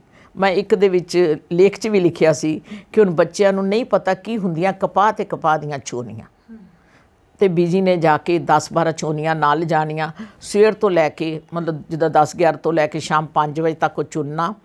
ਔਰ ਇੱਦਾਂ ਲੱਗਦਾ ਹੁੰਦਾ ਸੀ ਜ਼ਿਆਦਾ ਜਿੱਦਾਂ ਇਹ ਚਾਂਦੀ ਦੀ ਚਾਦਰ ਜਿਹੜੀ ਹੈ ਉਹ ਸਾਰੀ ਵਿਛੀ ਹੋਈ, ਉਹਨਾਂ ਦੇ ਵਿੱਚੋਂ ਇੱਕ ਉਹ ਕੱਢਣਾ, ਕਈ ਵਾਰੀ ਉਹ ਬਹੁਤ ਤਿੱਖੇ ਜਿਹੇ ਚੁੱਭ ਵੀ ਜਾਂਦੇ ਹੁੰਦੇ ਸੀ। ਤਾਂ ਫਿਰ ਅਸੀਂ ਆਪਣੀ ਮਾਂ ਨੂੰ ਕਹਿਣਾ ਸਾਨੂੰ ਵੀ ਉਨੀ ਢੇਰੀ ਦਿਓ ਜਿੰਨੀ ਦੂਜਿਆਂ ਨੂੰ ਦੇ ਰਹੇ ਹੋ। ਔਰ ਰੁਪਿੰਦਰ ਜੀ ਉਸ ਵੇਲੇ 1 ਰੁਪਏ ਕਿਲੋ ਕਪਾਹ ਸੀ ਤੇ 1 ਰੁਪਏ ਕਿਲੋ ਹੀ ਮੂੰਗਫਲੀ ਸੀ। ਤੇ ਸਾਨੂੰ ਬੜਾ ਸੀ ਕਿ ਜਿੰਨੀ ਅਸੀਂ ਚੁੰਨੀ ਸਾਨੂੰ ਉਨੀ ਮੂੰਗਫਲੀ ਮਿਲ ਜਾਣੀ। ਤੇ ਇੱਕ ਵਾਰੀ ਮੇਰਾ ਭਰਾ ਕਹਿੰਦਾ ਚਲੋ ਚੱਲਨੇ ਆ, ਜਾ ਕੇ ਇਹਨੂੰ ਦਿੰਨੇ ਪਾਣੀ ਦਾ ਛਿੱਟਾ ਤੇ ਇਹ ਭਾਰੀ ਹੋ ਜਾਏਗੀ, ਫਿਰ ਵੇਚ ਕੇ ਆਉਨੇ ਆ। ਤੇ ਪਿੱਛੋਂ ਜਨਾਨੀ ਕਹਿੰਦੀ ਹਾਏ ਹਾਏ ਇਹ ਤਾਂ ਗੰਢਿਆਂ 'ਚੋਂ ਗੰਡੇਲ ਨਿਕਲ ਆਈ ਕਿ ਇਹਦਾ ਪਿਓ ਤੇ ਇੰਨਾ ਇਮਾਨਦਾਰ ਹੈ ਔਰ ਇਹ ਕਹਿੰਦਾ ਪਾਣੀ ਦਾ ਛਿੱਟਾ ਦੇ ਕੇ ਤੈਨੂੰ ਭਾਰੀ ਕਰ ਲੈਂਦੇ ਆ। ਸੋ ਉਹ ਜਿਹੜੀਆਂ ਘੁੰਗਣੀਆਂ ਬੀਜੀ ਨੇ ਉਬਾਲਣੀਆਂ ਮੱਝ ਨੂੰ ਖਾਣ ਵਾਸਤੇ, ਉਹਨਾਂ 'ਚ ਲੁਕੋ ਕੇ ਰੱਖਣੀਆਂ, ਜਾਂ ਜਦੋਂ ਉਹਨਾਂ ਚਰਖਾ ਛੱਡ ਕੇ ਜਾਣਾ ਚੁੱਕ ਕੇ ਤੇ ਉਹਦੇ 'ਚ ਫਟਾਫਟ 2 ਪੂਣੀ, ਭਾਵੇਂ ਸਾਨੂੰ ਆਂਦੀ ਨਹੀਂ ਸੀ, ਉਹ ਜਿਹੜੀਆਂ ਚੀਜ਼ਾਂ ਨੇ ਨਾ, ਉਹ ਸੋਚੀਦਾ ਹੈ ਕਿ ਉਦੋਂ ਮਾਵਾਂ ਕਿੰਨੀਆਂ ਸੁਲਝੀਆਂ ਆਈਆਂ ਸੀ, ਕਿੰਨੀਆਂ ਸੁਗੜ ਸੀ, ਕਿੰਨੀਆਂ ਸਿਆਣੀਆਂ ਸੀ। ਜਦੋਂ ਅਸੀਂ ਅੱਧੀ ਛੁੱਟੀ ਆਣਾ ਤੇ ਕਿਸੇ ਨੇ ਰੰਗ ਪਾ ਕੇ ਨਾ ਨਾੜ ਨੂੰ, ਆ ਜਿਹੜੇ ਕਣਕ ਦੇ ਥੱਲੇ ਹਿੱਸਾ ਹੁੰਦਾ, ਸਟੈਮ ਹੁੰਦੀ ਹੈ, ਉਹਨੂੰ ਰੰਗ ਲੈਣਾ, ਹਰਾ, ਲਾਲ, ਪੀਲਾ, ਉਹਦੇ ਗੁੰਦ ਕੇ ਸਰਪੋਸ ਬਣਾਉਣੇ, ਚੰਗੇਰਾਂ ਬਣਾਉਣੀਆਂ, ਛਿੱਕੂ ਬਣਾਉਣੇ। ਅਸੀਂ ਉਹਨਾਂ ਛਿੱਕੂਆਂ 'ਚ ਦਾਣੇ ਲੈ ਕੇ ਭਨਾਉਣ ਜਾਣਾ ਤੇ ਬੀਜੀ ਨੇ ਸਾਨੂੰ ਗੁੜ ਕੁੱਟ ਦੇਣਾ ਤੇ ਕਹਿਣਾ ਕਿ ਆ ਕਣਕ ਲੈ ਜਾਓ, ਤੇ ਜਿਹੜੀ ਕਣਕ ਜਦੋਂ ਭੁੰਨੇਗੀ ਤੇ ਉਹ 'ਚ ਗਰਮ ਨੂੰ ਕਹਿਣਾ ਗੁੜ ਰਲਾ ਦੇ, ਤੇ ਉਹ ਜਿਹੜਾ ਮਰੂੰਡਾ ਟਾਈਪ ਬਣ ਜਾਂਦਾ। ਮੈਂ ਕਹਿੰਦੀ ਕਿ ਹੁਣ ਜਦੋਂ ਅਸੀਂ ਉਹ ਮੈਦੇ ਦੇ ਬਣੇ ਪੀਜ਼ੇ ਖਾਂਦੇ ਆ ਜਾਂ 버ਗਰ ਖਾਂਦੇ ਆ ਔਰ ਆਪਣੀ ਸਿਹਤ ਨਾਲ ਅਸੀਂ ਕੀ ਕਰ ਰਹੇ, ਸਾਨੂੰ ਸਾਰਾ ਪਤਾ ਹੈ, ਪਰ ਫਿਰ ਵੀ ਅਸੀਂ ਕਰੀ ਜਾਂਦੇ ਹਾਂ। ਤੇ ਉਹ ਜਿਹੜੀਆਂ ਚੀਜ਼ਾਂ ਦਾ ਮੂੰਹ 'ਚ ਅਜੇ ਤੱਕ ਮਿਠਾਸ ਹੈ ਨਾ, ਉਹ ਨਹੀਂ ਜਾਂਦੀ। ਬਿਲਕੁਲ। ਵੈਸੇ ਵੀ ਕਹਿੰਦੇ ਨੇ ਕਿ ਹਰ ਇਨਸਾਨ ਨੂੰ ਆਪਣਾ ਬਚਪਨ ਆ ਜਿਹੜਾ ਉਹ ਬਹੁਤ ਸੋਹਣਾ ਲੱਗਦਾ ਹੈ ਨਾ। ਨਹੀਂ, ਉਦੋਂ ਬਚਪਨ ਸਾਦਾ ਬੜਾ ਸੀ। ਹਾਂਜੀ, ਬਚਪਨ ਸਾਦਾ ਬੜਾ ਸੀ। ਹੁਣ ਤਾਂ ਤੁਸੀਂ ਦੇਖੋ ਬੱਚੇ ਘਰ 'ਚ ਇੱਕ ਦੂਸਰੇ ਨੂੰ ਬੁਲਾ ਕੇ ਖੁਸ਼ ਨਹੀਂ। ਉਹ ਬਚਪਨ ਦੀ ਜਿਹੜੀ ਸਾਦਗੀ ਜੀ ਸੀ ਨਾ, ਕਿ ਇੱਕ ਦੂਜੇ ਨਾਲ ਮਿਲਣਾ, ਅਸੀਂ ਤਾਂ ਛੋਟੇ ਤੋਂ ਗੁੱਡੀ ਦਾ ਵਿਆਹ ਕਰਦੇ ਹੁੰਦੇ ਸੀ, ਸਾਨੂੰ ਉਹ ਬੜਾ ਚੰਗਾ ਲੱਗਦਾ ਸੀ। ਫਿਰ ਕਦੀ ਵਾਰੀ ਘਰ ਮੀਂਹ ਬਹੁਤ, ਕਹਿੰਦੇ ਨਾ ਹੁਣ ਤੇ ਮੀਂਹ ਕਦੀ ਪੈ ਗਿਆ ਕਦੀ ਹਟ ਗਿਆ, ਉਦੋਂ ਝੜੀ, ਕਈ ਵਾਰੀ ਕਹਿਣਾ ਵੀਰਵਾਰ ਦੀ ਝੜੀ, ਉਹ ਝੜੀ ਜਿਹੜੀ ਲੱਗਦੀ ਹੁੰਦੀ ਸੀ ਨਾ, ਸਾਡੇ ਬੀਜੀ ਨੇ ਸਾਨੂੰ ਐਡਾ ਕਿ ਬਣਾ ਕੇ ਦੇਣਾ, ਮੁਸਾਫਰ ਕਹਿਣਾ ਉਹਨੂੰ, ਕਿ ਉਹਨੂੰ ਕੋਠੇ ਟੰਗ ਕੇ ਆਓ ਕਿ ਮੁਸਾਫਰ ਜਾ ਰਿਹਾ ਤੇ ਉਹਨੂੰ ਔਖਾ ਹੈ। ਉਹ ਚੀਜ਼ਾਂ ਜਿਹੜੀਆਂ ਨਾ ਅਜੇ ਵੀ ਲੱਗਦੀਆਂ ਕਿ ਬੱਚੇ ਇਹਨਾਂ ਚੀਜ਼ਾਂ ਤੋਂ ਵੰਚਿਤ ਹੀ ਰਹਿ ਗਏ। ਤੁਹਾਡੀ ਕੁਆਲੀਫਿਕੇਸ਼ਨ ਕੀ ਹੈ? ਮੈਂ ਰੁਪਿੰਦਰ ਜੀ MA BEd ਹਾਂ ਔਰ 6ਵੀਂ ਤੱਕ ਤਾਂ ਮੈਂ ਉੱਥੋਂ ਪੜ੍ਹੀ। ਔਰ ਮੈਨੂੰ ਪੜ੍ਹਨ ਦਾ ਪਤਾ ਨਹੀਂ ਸਾਡੇ ਘਰ 'ਚ ਇੱਕ ਇਸ ਤਰ੍ਹਾਂ ਦਾ ਵਾਤਾਵਰਨ ਸੀ ਕਿ ਪੜ੍ਹਨ ਤੋਂ ਬਿਨਾਂ ਗੱਲ ਹੀ ਨਹੀਂ ਸੀ ਹੁੰਦੀ। ਅਤੇ ਮੈਂ ਕਈ ਵਾਰੀ ਆਪਣੇ ਆਪ 'ਤੇ ਪ੍ਰਾਊਡ ਵੀ ਫੀਲ ਕਰਦੀ ਹੁੰਦੀ ਹਾਂ। ਇਹ ਗੱਲ ਹੈ 14 ਦਸੰਬਰ 1964 ਦੀ, 65 'ਚ ਅਸੀਂ ਇੱਥੇ ਆਏ ਹਾਂ। ਅਤੇ ਤੁਹਾਨੂੰ ਵੀ ਪਤਾ ਹੋਏਗਾ ਕਿ ਪਹਿਲੇ ਹੁਣ ਤਾਂ ਹੋ ਗਏ ਨਾ ਐਨੂਅਲ ਹੈ ਜਾਂ ਕੁਆਟਰਲੀ, ਉਦੋਂ ਹੁੰਦੇ ਸੀ ਤਮਾਈ, ਛਮਾਈ ਜਾਂ ਨਮਾਈ। ਤਾਂ ਮੇਰੇ ਨਮਾਈ ਪੇਪਰ ਸੀਗੇ। ਘਰ ਵਿਆਹ ਚੱਲ ਰਿਹਾ ਸੀ, ਘਰ ਵੱਡਾ ਸੀ, ਜਿਸ ਕਰਕੇ ਬਰਾਤ ਵੀ ਘਰ ਵਿੱਚ ਹੀ ਸੀਗੀ। ਅਤੇ ਪਤਾ ਨਹੀਂ ਮੈਨੂੰ ਬਾਰ-ਬਾਰ ਇੱਕ ਚੀਜ਼ ਤੰਗ ਕਰ ਰਹੀ ਸੀ ਕਿ ਮੇਰਾ ਪੇਪਰ ਅੱਜ। ਅਤੇ ਉਦੋਂ ਰੋਸ਼ਨਦਾਨ ਦੇ ਵਿੱਚ ਸਾਰੇ ਗੱਤੇ ਗੁੱਤੇ ਇਕੱਠੇ ਕਰਕੇ ਰੱਖੇ ਹੋਏ ਸੀ। ਮੇਰੇ ਚਾਚਾ ਜੀ ਵੀ ਟੀਚਰ ਸੀ। ਮੈਂ ਚਾਚਾ ਜੀ ਇੱਕ ਕੰਮ ਕਰੋਗੇ, ਕਹਿੰਦੇ ਕਿ ਮੈਨੂੰ ਉੱਥੇ ਉਹਦੇ ਗੱਤਾ ਦੇ ਦਿਓ। ਕਹਿੰਦੇ ਲਓ। ਉਹਨਾਂ ਨੇ ਗੱਤਾ ਦੇ, ਕਹਿੰਦੇ ਕੀ ਕਰਨਾ? ਮੈਂ ਕੁਝ ਨਹੀਂ ਕਰਨਾ, ਮੈਨੂੰ ਗੱਤਾ ਚਾਹੀਦਾ। ਪੈਨ ਤਾਂ ਮਿਲ ਹੀ ਜਾਂਦਾ। ਮੈਂ ਲੈ ਕੇ ਸਕੂਲ ਪੇਪਰ ਦੇਣ ਚਲੇ ਗਈ। ਔਰ ਜਦੋਂ ਮੈਂ ਪੇਪਰ ਦੇ ਕੇ ਆਈ, ਅਤੇ ਉਦੋਂ 8ਵੀਂ ਤੱਕ ਸਕੂਲ ਸੀਗਾ, ਹੈਡ ਮਿਸਟਰ ਸੀ ਮੈਡਮ ਅਵਤਾਰ ਕੌਰ, ਅਤੇ ਕਹਿਣ ਲੱਗੇ ਪ੍ਰਵੀਨ ਭੈਣ ਨੂੰ ਤੋਰ ਆਈ। ਮੈਂ ਹੱਸ ਕੇ ਕਿਹਾ, ਮੈਂ ਥੋੜ੍ਹੀ ਜਿਹੀ, ਅਸੀਂ ਸਾਰੇ ਹੀ ਭੈਣ ਭਰਾ ਨਾ ਥੋੜ੍ਹੇ ਜਿਹੇ ਜਵਾਬਦੇਹੀ ਚੰਗੇ ਆ। ਤਾਂ ਮੈਂ ਕਿਹਾ ਕਿ ਭੈਣ ਨੂੰ ਮੈਂ ਥੋੜ੍ਹਾ ਤੋਰਨਾ, ਉਹ ਤਾਂ ਘਰਦਿਆਂ ਨੇ ਤੋਰਨਾ। ਮੈਂ ਉਹਨਾਂ ਦੇ ਉਹ ਹੱਸਣ ਲੱਗ ਗਈ। ਪਰ ਮੈਂ ਜਦੋਂ ਘਰ ਵਾਪਸ ਆਈ ਅਤੇ ਅਜੇ ਉਹ ਡੋਲੀ ਗਈ ਨਹੀਂ ਸੀ। ਮੈਂ ਹੋਰ ਵੀ ਖੁਸ਼ ਹੋ ਗਈ ਕਿ ਮੈਂ ਪੇਪਰ ਵੀ ਦੇ ਆਈ ਹਾਂ ਔਰ ਅਜੇ ਮੈਂ ਭੈਣ ਜੀ ਵੀ ਨਹੀਂ ਗਏ।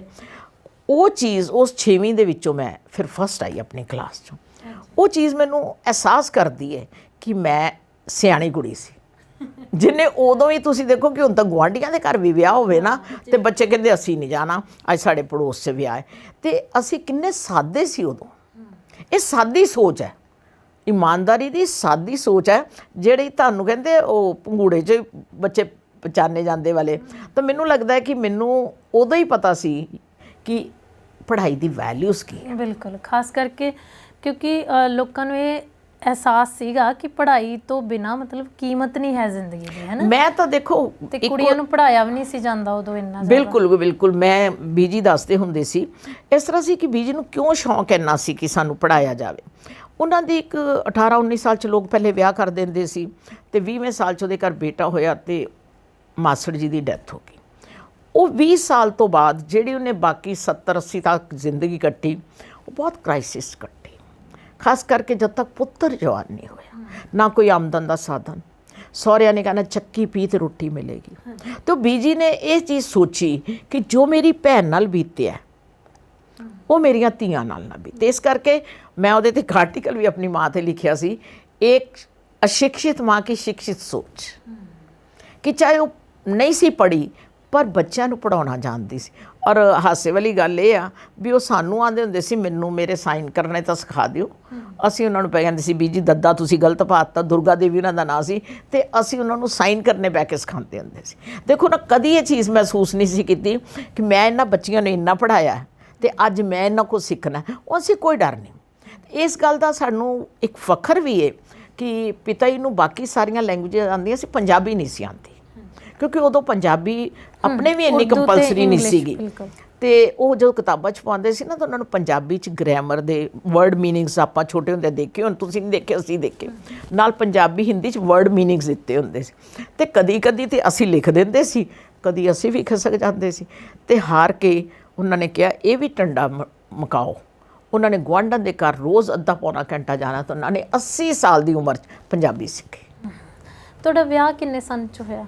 ਮੇਰੀ ਮੈਰਿਜ ਜੀ 80 'ਚ ਹੋਈ ਹੈ। ਉਸ ਟਾਈਮ ਤੁਸੀਂ ਕੋਈ ਨੌਕਰੀ ਕਰਦੇ ਸੀ? ਹਾਂ, ਉਸ ਟਾਈਮ ਮੈਂ ਐਜ਼ ਏ ਲੈਕਚਰਰ ਕੰਮ ਕਰਦੀ ਸੀ। ਉੱਥੇ ਹੀ ਮੇਰੇ ਹਸਬੈਂਡ ਨੇ ਮੈਨੂੰ ਦੇਖਿਆ ਸੀ। ਅੱਛਾ। ਉਹਦੇ ਵੀ ਬੜੀ ਇੱਕ ਇੰਟਰਸਟਿੰਗ ਸਟੋਰੀ ਹੈ ਕਿ ਅਸੀਂ ਮੇਰੀ ਮਾਂ ਨੂੰ ਨਾ ਪੰਡਤਾਂ 'ਤੇ ਬੜਾ ਯਕੀਨ ਹੁੰਦਾ ਸੀ, ਜਾਂ ਪਹਿਲੇ ਲੋਕਾਂ ਨੂੰ ਹੁੰਦਾ ਵੀ ਹੋਵੇਗਾ। ਅਤੇ ਉਹਨਾਂ ਸੀ ਕਿ ਮੇਰੀਆਂ ਬੱਚੀਆਂ ਨੇ, ਅਤੇ ਪਰ ਅਸੀਂ ਘਰੋਂ ਜਿਸ ਤਰ੍ਹਾਂ ਲੋਕਾਂ ਨੂੰ ਇੱਧਰ ਉੱਧਰ ਦੀਆਂ ਗੱਲਾਂ 'ਚ ਇੰਟਰਸਟ ਹੁੰਦਾ ਹੈ ਨਾ, ਉਹ ਸਾਨੂੰ ਬਿਲਕੁਲ ਨਹੀਂ ਸੀ। ਸ਼ੁਰੂ ਤੋਂ ਹੀ ਆਪਣਾ ਜਾਂ ਘਰ ਦਾ ਕੰਮ ਕਰ ਲਿਆ ਜਾਂ ਪੜ੍ਹ ਲੈਣਾ।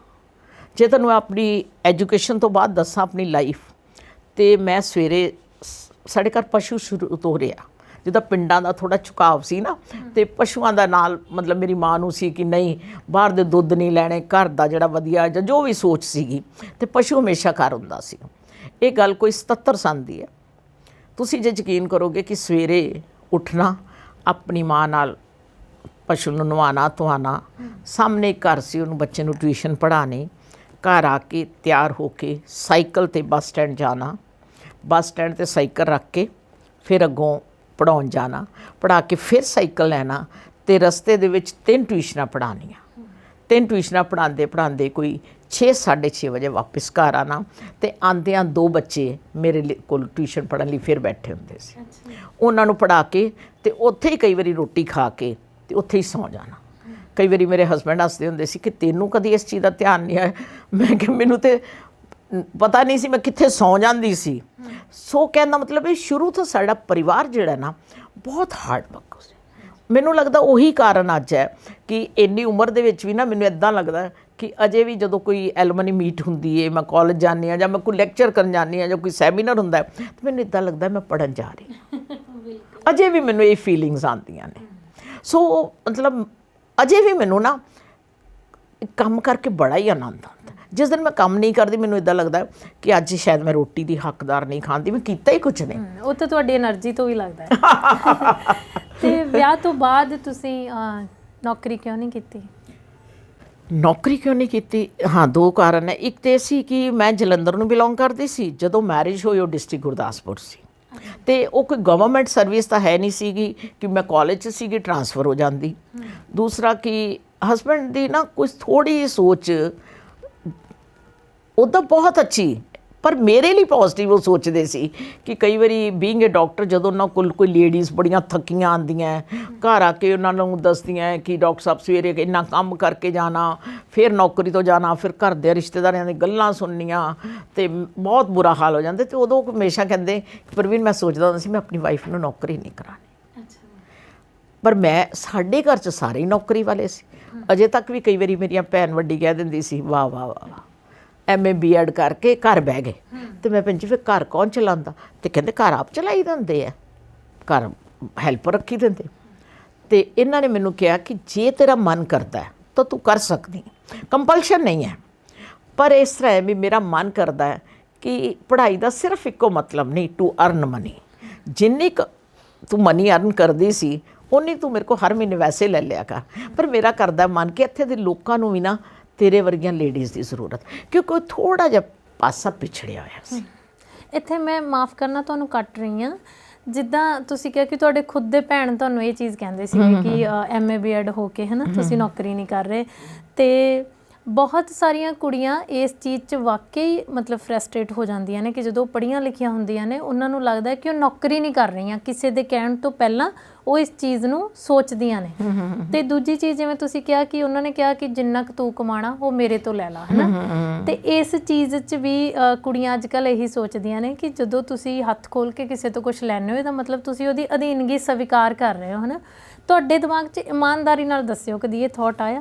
ਨਹੀਂ, ਇਮਾਨਦਾਰੀ ਨਾਲ ਪੂਰਾ ਦੱਸਾਂਗੀ। ਗੱਲ ਇੱਦਾਂ ਹੈ ਕਿ ਮੈਨੂੰ ਭੁਲੇਖਾ ਸੀ ਕਿ ਸਹੁਰੇ ਕਿੱਦਾਂ ਦੇ ਹੁੰਦੇ ਆ। ਮੈਨੂੰ ਭੁਲੇਖਾ ਸੀ ਕਿ ਹਸਬੈਂਡ ਪਤਾ ਨਹੀਂ ਕਿੰਨਾ ਡੋਮੀਨੇਟ ਹੁੰਦਾ, ਪਰ ਇੱਥੇ ਤਾਂ ਮਤਲਬ ਹੈ ਹੀ ਸਭ ਕੁਛ ਉਲਟ ਸੀ। ਜੇ ਬੀਇੰਗ ਏ ਹਸਬੈਂਡ ਲਓ ਤਾਂ ਇੰਨਾ ਇੱਕ ਅੱਛਾ ਹਿਊਮਨ ਬੀਇੰਗ ਸੀ, ਮੇਰੇ ਕੋਲ ਸ਼ਬਦ ਨਹੀਂ। ਜਿਸ ਤਰ੍ਹਾਂ ਆਪਾਂ ਕਹਿੰਦੇ ਕਿ ਹਰ ਆਦਮੀ ਦੇ ਪਿੱਛੇ ਇੱਕ ਔਰਤ ਦਾ ਹੱਥ ਹੁੰਦਾ ਹੈ। ਅੱਜ ਜੇ ਇੱਥੇ ਮੈਨੂੰ ਬੈਠਣ ਦਾ ਮੌਕਾ ਮਿਲਿਆ ਤਾਂ ਮੈਨੂੰ ਆਪਣੇ ਹਸਬੈਂਡ ਅਨੂਪ ਕੁਮਾਰ ਕਰਕੇ ਮਿਲਿਆ ਔਰ ਉਸਦੇ ਪਰਿਵਾਰ ਕਰਕੇ। ਮਤਲਬ ਮੈਂ ਜਿਸ ਤਰ੍ਹਾਂ ਦਾ ਉਹਨਾਂ ਨੂੰ ਪਤਾ ਹੀ ਨਹੀਂ ਹੁੰਦਾ ਕਿ ਦੇਣ ਤੋਂ ਬਾਅਦ ਕੀ ਹੁੰਦਾ। ਮੈਂ ਤਾਂ ਉਹ 'ਚ ਜ਼ਿਆਦਾ ਆਜ਼ਾਦੀ ਮਹਿਸੂਸ ਕਰਨ ਲੱਗ ਗਈ ਸੀ ਕਿ ਇੱਕ ਤਾਂ ਮੈਂ ਮਰਜ਼ੀ ਨਾਲ ਖਰਚ ਰਹੀ ਹਾਂ, ਇੱਕ ਮੈਂ ਮਿਹਨਤ ਵੀ ਨਹੀਂ ਕਰ ਰਹੀ, ਔਰ ਤੀਸਰਾ ਮੈਂ ਉਹ ਕੰਮ ਕਰ ਰਹੀ ਹਾਂ ਜਿਹਦੇ ਨਾਲ ਉਹਨਾਂ ਨੂੰ ਵੀ ਸੈਟਿਸਫੈਕਸ਼ਨ ਹੈ, ਲੋਕਾਂ ਨੂੰ ਵੀ ਕੁਝ ਫਾਇਦਾ ਮਿਲ ਰਿਹਾ। ਕਿਉਂਕਿ ਉੱਥੇ ਲੋਕਾਂ ਨੂੰ ਨਹਾਉਣ ਧੋਣ ਦਾ ਵੀ ਨਹੀਂ ਸੀ ਪਤਾ ਕਿ ਬੱਚਿਆਂ ਨੂੰ ਨਹਾਉਣਾ ਵੀ ਚਾਹੀਦਾ। ਬੱਚਿਆਂ ਨੂੰ ਉਦੋਂ ਦਾਤਨ ਵੀ ਬੱਚੇ ਪਿੰਡਾਂ 'ਚ ਆਮ ਕਰਦੇ ਸੀ, ਉਹਨਾਂ ਨੂੰ ਇਹ ਵੀ ਨਹੀਂ ਸੀ ਪਤਾ ਬਰੱਸ਼ ਵੀ ਕਰਨਾ ਚਾਹੀਦਾ। 8-10 ਦਿਨ ਜਿੱਦਣ ਕਿਤੇ ਜੀ ਕੀਤਾ ਕੰਘੀ ਵਾਹ ਦਿੱਤੀ। ਉਹ ਚੀਜ਼ਾਂ ਉਹਨਾਂ ਔਰਤਾਂ ਨੂੰ ਸਮਝਾਈਆਂ ਕਿ ਜੇ ਮੇਰੀ ਆਪਣੀ ਇੱਕ ਥੋਟ ਹੈ ਕਿ ਬੇਸਿਕ ਨੀਡ ਪੰਜਾਬੀ 'ਚ ਕਹਿੰਦੇ ਕੁੱਲੀ ਗੁੱਲੀ ਚੁੱਲੀ। ਜੇ ਆਪਾਂ ਨੂੰ ਇਹਨਾਂ ਜਿੰਨਾਂ ਚੀਜ਼ਾਂ ਤੋਂ ਬਾਅਦ ਕਿਸੇ ਚੀਜ਼ ਦੀ ਲੋੜ ਹੈ ਤਾਂ ਐਜੂਕੇਸ਼ਨ ਦੀ ਲੋੜ ਹੈ, ਕਿਉਂਕਿ ਇਹ ਚੀਜ਼ਾਂ ਆਦਮੀ ਬਣਾਉਂਦੀਆਂ, ਐਜੂਕੇਸ਼ਨ ਇਨਸਾਨ ਬਣਾਉਂਦੀ, ਇਹ ਹਿਊਮਨ ਬੀਇੰਗ ਬਣਾਉਂਦੀ ਹੈ। ਹਿਊਮਨ ਬੀਇੰਗ ਫਿਰ ਹਿਊਮੈਨਿਟੀ ਨਾਲ ਜੁੜਦਾ। ਅਤੇ ਜਦੋਂ ਪੜ੍ਹੇ ਲਿਖੇ ਹੋਵੋ ਅਤੇ ਥੋੜ੍ਹਾ ਜਿਹਾ ਵੀ ਤੁਸੀਂ ਕਰੋ, ਖਾਸ ਕਰਕੇ ਪਿੰਡਾਂ ਵਾਲੇ ਤਾਂ ਬਹੁਤ ਉਸ ਬੰਦੇ ਦੀ ਇੱਜ਼ਤ ਕਰਦੇ ਆ। ਜਦੋਂ ਸਾਡੇ ਲੋਕਾਂ ਨੂੰ ਦੇਖਦੇ ਆ ਨਾ ਪੜ੍ਹੇ ਲਿਖੇ ਨੂੰ, ਉਹ ਸੋਚਦੇ ਬੜੀ ਬਦਦਮਾਗ ਹੋਏਗੀ, ਪਰ ਜਦੋਂ ਤੁਸੀਂ ਥੋੜ੍ਹਾ ਜਿਹਾ ਉਹਨਾਂ ਨਾਲ ਪਿਆਰ ਨਾਲ ਬੋਲਦੇ ਹੋ ਨਾ ਤਾਂ ਉਹ ਹੈਰਾਨ ਹੋ ਜਾਂਦੇ ਸੀ ਕਿ ਅਸੀਂ ਤਾਂ ਸੋਚਿਆ ਸੀ ਡਾਕਟਰਾਂ ਨਹੀਂ ਪਤਾ ਨਹੀਂ ਕਿੱਦਾਂ ਦੀ ਹੋਵੇਗੀ। ਤੇ ਇੱਕੋ ਸੋਚ ਲੈ ਕੇ ਪਿਤਾ ਜੀ ਨੇ ਕਿਹਾ ਸੀ ਕਿ ਅਸੀਂ ਬੀਜੇ ਨੂੰ ਕਹਿਣਾ ਤੁਹਾਨੂੰ ਕਿਉਂ ਲੋਕ ਮਾਸਟਰਾਣੀ ਕਹਿੰਦੇ ਆ, ਤੁਸੀਂ ਕਿਹੜੇ ਪੜ੍ਹੇ ਹੋਏ ਹੋ, ਜਿੱਦਾਂ ਆਮ ਲੋਕ ਮਾਸਟਰ ਦੀ ਵਹੁਟੀ ਮਾਸਟਰਾਣੀ, ਵਕੀਲ ਦੀ ਵਕੀਲਣੀ। ਤੇ ਇੱਕੋ ਹੀ ਪਿਤਾ ਜੀ ਨੇ ਕਿਹਾ ਸੀ ਪੁੱਤਰ ਆਪਣੀ ਆਇਡੈਂਟੀਟੀ ਬਣਾਉਣੀ। ਔਰ ਸੱਚ ਮੰਨੋ ਮੇਰੀ ਆਇਡੈਂਟੀਟੀ ਦੇ ਪਿੱਛੇ ਮੇਰੇ ਹਸਬੈਂਡ ਦਾ ਔਰ ਮੇਰੇ ਪੁੱਤਰ ਦਾ ਬਹੁਤ ਵੱਡਾ ਹੱਥ ਹੈ। ਅੱਜ ਵੀ ਤੁਸੀਂ ਮਹਿਸੂਸ ਕਰ ਰਹੇ ਹੋਵੋਗੇ ਆ ਕੇ ਕਿ ਕਿਸ ਤਰ੍ਹਾਂ ਉਹਨੇ ਸਾਰਾ ਕੋਆਪਰੇਟ ਕੀਤਾ ਹੈ, ਸੈਟਿੰਗ ਕੀਤੀ ਹੈ, ਕਿਸ ਤਰ੍ਹਾਂ ਉਹਨੇ, ਮਤਲਬ ਮੈਂ ਬਹੁਤ ਲੱਕੀ। ਲੋਕ ਕਹਿੰਦੇ ਨਾ 3 ਪਾ ਬਹੁਤ ਤੰਗ ਕਰਦੇ ਆ, ਹੁਣ ਤਾਂ ਖੈਰ ਪਾ ਬਹੁਤ ਸਿਆਣੇ ਹੋ ਗਏ ਨੇ ਕਿ ਜਿੱਦਾਂ ਪਿਤਾ ਜਾਂ ਪਤੀ ਜਾਂ ਪੁੱਤਰ, ਪਰ ਜਿਨ੍ਹਾਂ ਨੂੰ ਕਿਤੇ ਇਹ ਪਾ ਦਾ ਸਾਥ ਮਿਲ ਜਾਂਦਾ ਹੈ ਉਹ ਫਿਰ ਪਰਵੀਨ ਅਬਰੋਲ ਬਣ ਜਾਂਦੀਆਂ। ਬਿਲਕੁਲ ਬਿਲਕੁਲ। ਤੁਸੀਂ ਜਿੱਦਾਂ 2008 ਤੱਕ ਤੁਸੀਂ ਕਿਹਾ ਨਾ ਤੁਹਾਡੇ ਦੋਨੋਂ ਬੱਚਿਆਂ ਦੀ ਸ਼ਾਦੀ marriage ਹੋ ਗਈ ਸੀ, ਹਾਂ, ਬਿਲਕੁਲ ਹੋ ਗਈ ਬੇਟੀ ਸੀ। ਤੁਹਾਡੀ, ਇੱਕ ਬੇਟਾ। ਹਾਂ, ਇੱਕ ਬੇਟਾ ਇੱਕ ਬੇਟੀ। ਤੇ ਉਸ ਤੋਂ ਬਾਅਦ ਹੁਣ ਜਿਵੇਂ ਤੁਸੀਂ ਬਹੁਤ ਸਾਰੀਆਂ ਸੰਸਥਾਵਾਂ ਨਾਲ ਜੁੜ ਗਏ, ਬਹੁਤ ਸਾਰੇ ਤੁਸੀਂ ਸੰਸਥਾਵਾਂ ਦੇ ਵਿੱਚ ਜਾਂਦੇ ਹੋ ਜਿੱਥੇ ਤੁਸੀਂ ਲੈਕਚਰ ਕਰਦੇ ਹੋ, ਅਖਬਾਰਾਂ 'ਚ ਤੁਸੀਂ ਆਰਟੀਕਲ ਲਿਖ ਰਹੇ ਹੋ ਨਾ। ਮੈਨੂੰ ਲੱਗਦਾ ਹੈ ਕਿ ਉਹ ਖੁਸ਼ਕਿਸਮਤ ਔਰਤ ਹੁੰਦੀ ਹੈ ਜਿਹਨੂੰ ਕੋਈ ਇਹ ਕਹੇ ਕਿ ਇਹ ਬੱਚਾ ਜਿਹੜਾ ਫਲਾਣੀ ਦਾ ਪੁੱਤਰ ਹੈ। ਬਿਲਕੁਲ ਬਿਲਕੁਲ ਕਹਿੰਦੇ ਜੀ, ਉਹ ਬਿਲਕੁਲ। ਪਹਿਚਾਣ ਤੁਹਾਡੀ ਬਣ ਗਈ ਹੈ ਕਿ ਅੱਜ ਤੁਹਾਡੇ ਨਾਂ ਤੋਂ ਲੋਕ ਤੁਹਾਡੇ ਹਸਬੈਂਡ ਨੂੰ, ਬੱਚੇ ਨੂੰ ਵੀ ਪਹਿਚਾਣਦੇ ਹੋਣਗੇ। ਤੇ ਇਹ ਸਫ਼ਰ ਹੈ ਜਿਹੜਾ, ਉਹਦੀ ਸ਼ੁਰੂਆਤ ਕਿਵੇਂ ਹੋਈ? ਇਸ ਤਰ੍ਹਾਂ ਵੀ ਇੱਕ ਜਿਹੜੀ ਤੁਸੀਂ ਪਹਿਲੇ ਗੱਲ ਕਹੀ ਹੈ ਕਿ ਬੇਟਾ ਕਿਸੇ ਇੱਕ, ਮੈਂ ਆਪਣੀ NGO ਪਿਛਲੇ 20 ਸਾਲ ਤੋਂ ਰਨ ਕਰ ਰਹੀ ਹਾਂ। ਮੈਂ ਜਦੋਂ ਕੋਈ ਬੱਚੀਆਂ ਨੂੰ ਦੇਖਦੀ ਸੀ ਨਾ ਤਾਂ ਪਤਾ ਨਹੀਂ ਇੱਕ ਅੰਦਰ ਬੜਾ ਦਰਦ ਹੈ, ਕਿਉਂਕਿ ਸਾਨੂੰ ਆਪਣੇ ਪਿਓ ਕੋਲ, ਭਾਵੇਂ ਅਸੀਂ 5 ਭੈਣਾਂ ਵਾਂ, ਤੇ ਤੁਸੀਂ ਸੋਚ ਸਕਦੇ ਹੋ ਕਿ ਇਸ ਤਰਾਸਤੀ 'ਚੋਂ ਆ ਕੇ ਵੀ, ਚਾਹੇ ਉਹਨਾਂ ਦੀ ਜੇਬ 'ਚ 31 ਰੁਪਏ ਸੀ, ਪਰ ਉਹਨਾਂ ਸਾਨੂੰ ਇਹ ਤਾਂ ਨਹੀਂ ਕਿ ਪੜ੍ਹਨੋਂ ਬੰਦ ਹੋ ਜਾਓ। ਕਹਿੰਦੇ ਕਿ ਜਦੋਂ ਤੀਸਰੀ ਲੜਕੀ ਹੋਈ, ਮੇਰੇ ਤੋਂ ਵੱਡੀ, ਮੈਂ ਚੌਥੇ ਨੰਬਰ 'ਤੇ ਹਾਂ, ਤੇ ਕਿਸੇ ਨੇ ਕਿਹਾ ਫਲਾਣੇ ਲਾਲ ਫਿਰ ਪੱਥਰ ਵਾ ਗਿਆ।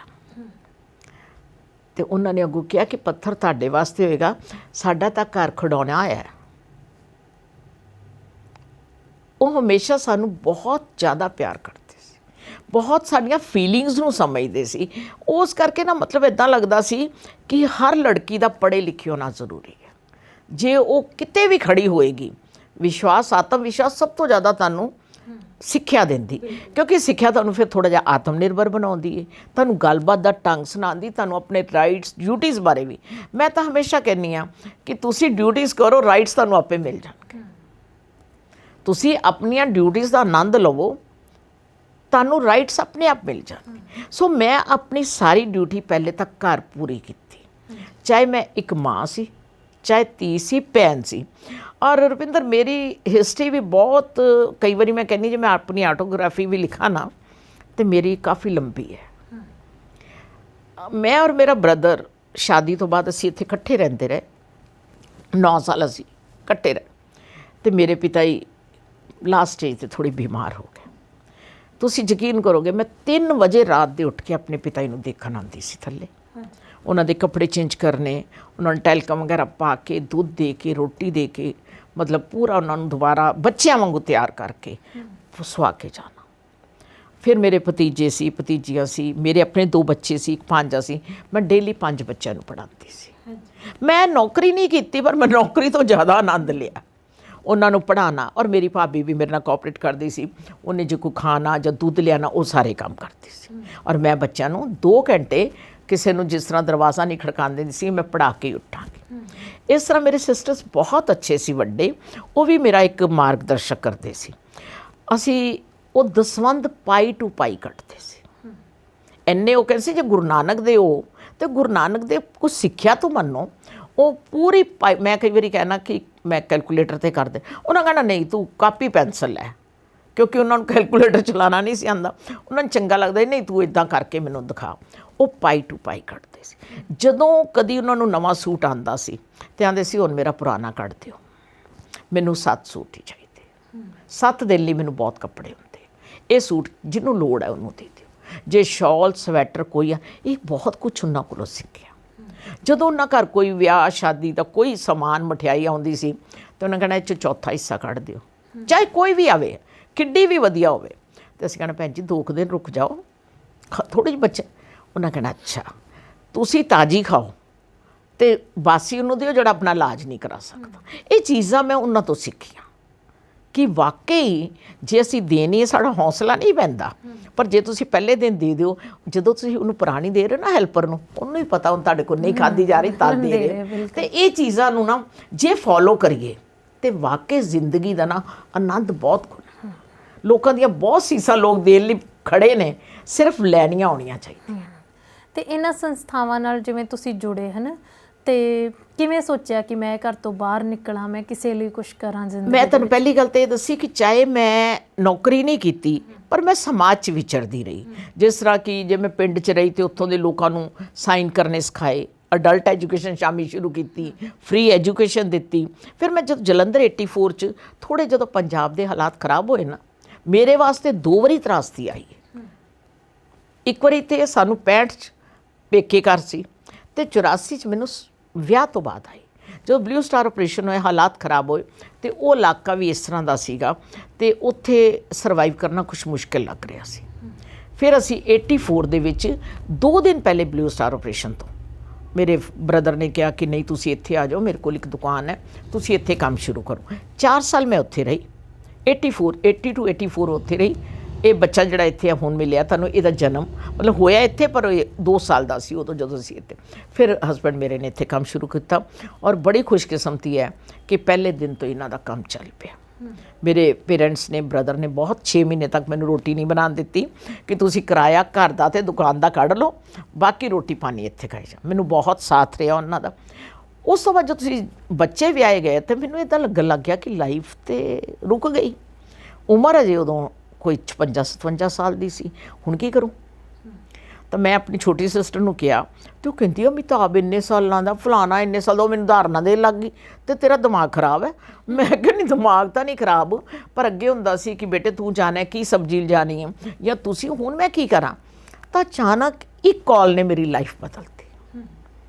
ਮੇਰੇ ਬੇਟੇ ਨੇ ਮੈਨੂੰ ਕਾਲ ਕੀਤਾ ਕਿ ਮੰਮਾ ਇੱਥੇ ਇੱਕ ਪੈਨਲ ਬਣ ਰਿਹਾ, ਉਹਨਾਂ ਨੂੰ ਐਜੂਕੇਟਿਡ ਲੋਕ ਔਰ ਥੋੜ੍ਹੇ ਜਿਹੇ ਐਕਸਪੀਰੀਅੰਸ ਜਿਹੜਾ ਕੁਝ ਸਮਾਜ ਨੂੰ ਟਾਈਮ ਦੇ ਸਕਣ, ਤੁਸੀਂ ਦੇ ਸਕੋਗੇ?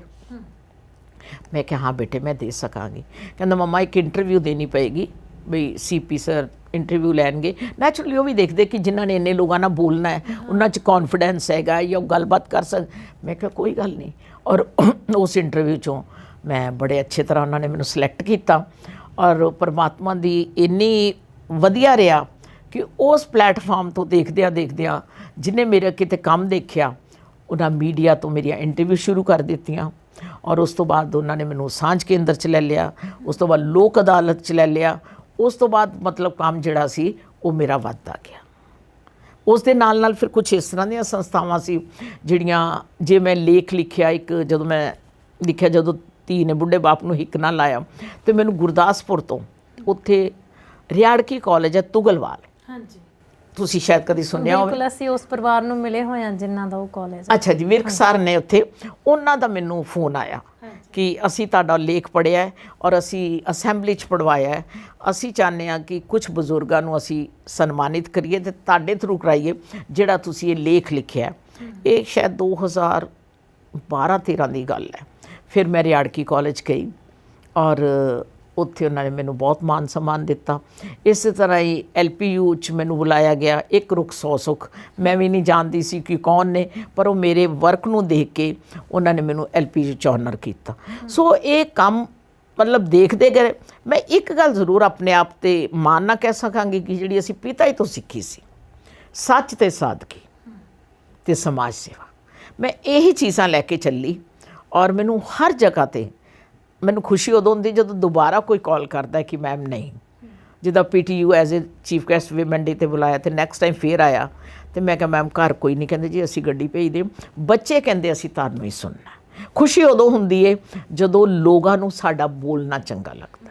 ਕੋਈ ਜ਼ਰੂਰੀ ਨਹੀਂ ਕਿ ਤੁਸੀਂ ਮਤਲਬ ਫਾਈਨੈਂਸ਼ਲੀ ਕਿਸੇ ਨੂੰ ਮਦਦ ਕਰੋ, ਤੁਹਾਡੇ ਕਿਸੇ ਦੀ ਮੁਸੀਬਤ ਵਿੱਚ ਉਹਨੂੰ ਪ੍ਰੋਪਰ ਗਾਈਡ ਕਰਨਾ, ਉਹਨੂੰ 2 ਸ਼ਬਦ ਸੰਵੇਦਨਾ ਦੇ ਬੋਲਣਾ ਜਾਂ ਉਹਨੂੰ ਰਾਹ ਦਿਖਾਣਾ, ਮੇਰੇ ਖਿਆਲ 'ਚ ਇਹ ਵੀ ਇੱਕ ਸੋਸ਼ਲ ਸਰਵਿਸ ਹੈ। ਜਦੋਂ ਆਪਾਂ ਨੌਕਰੀ ਕਰਦੇ ਹਾਂ, ਖਾਸ ਕਰਕੇ ਔਰਤਾਂ, ਉਹਨਾਂ ਨੂੰ ਪਤਾ ਹੁੰਦਾ ਪਰਿਵਾਰ ਨੂੰ ਕਿ ਇਸ ਵਕਤ ਇਹਨੇ ਆਪਣੇ ਕੰਮ ਤੇ ਜਾਣਾ ਹੀ ਜਾਣਾ ਹੈ ਨਾ। ਉੱਥੇ ਤੁਹਾਡੇ ਨਾਲ ਹਰ ਕੋਈ ਐਡਜਸਟ ਕਰਨ ਲਈ ਤਿਆਰ ਹੁੰਦਾ। ਜੇ ਤੁਹਾਨੂੰ ਜ਼ਰੂਰਤ ਪਵੇ ਤਾਂ ਤੁਹਾਨੂੰ ਇੱਕ ਅੱਧਾ ਮਤਲਬ ਕੰਮ ਕਰਨ ਵਾਲਾ ਵੀ ਕੋਈ ਨਾਲ ਤੁਹਾਡੀ ਮਦਦ ਲਈ, ਉਹ ਵੀ ਪਰਿਵਾਰ ਤੁਹਾਨੂੰ ਰੱਖ ਕੇ ਦੇ ਦਿੰਦਾ।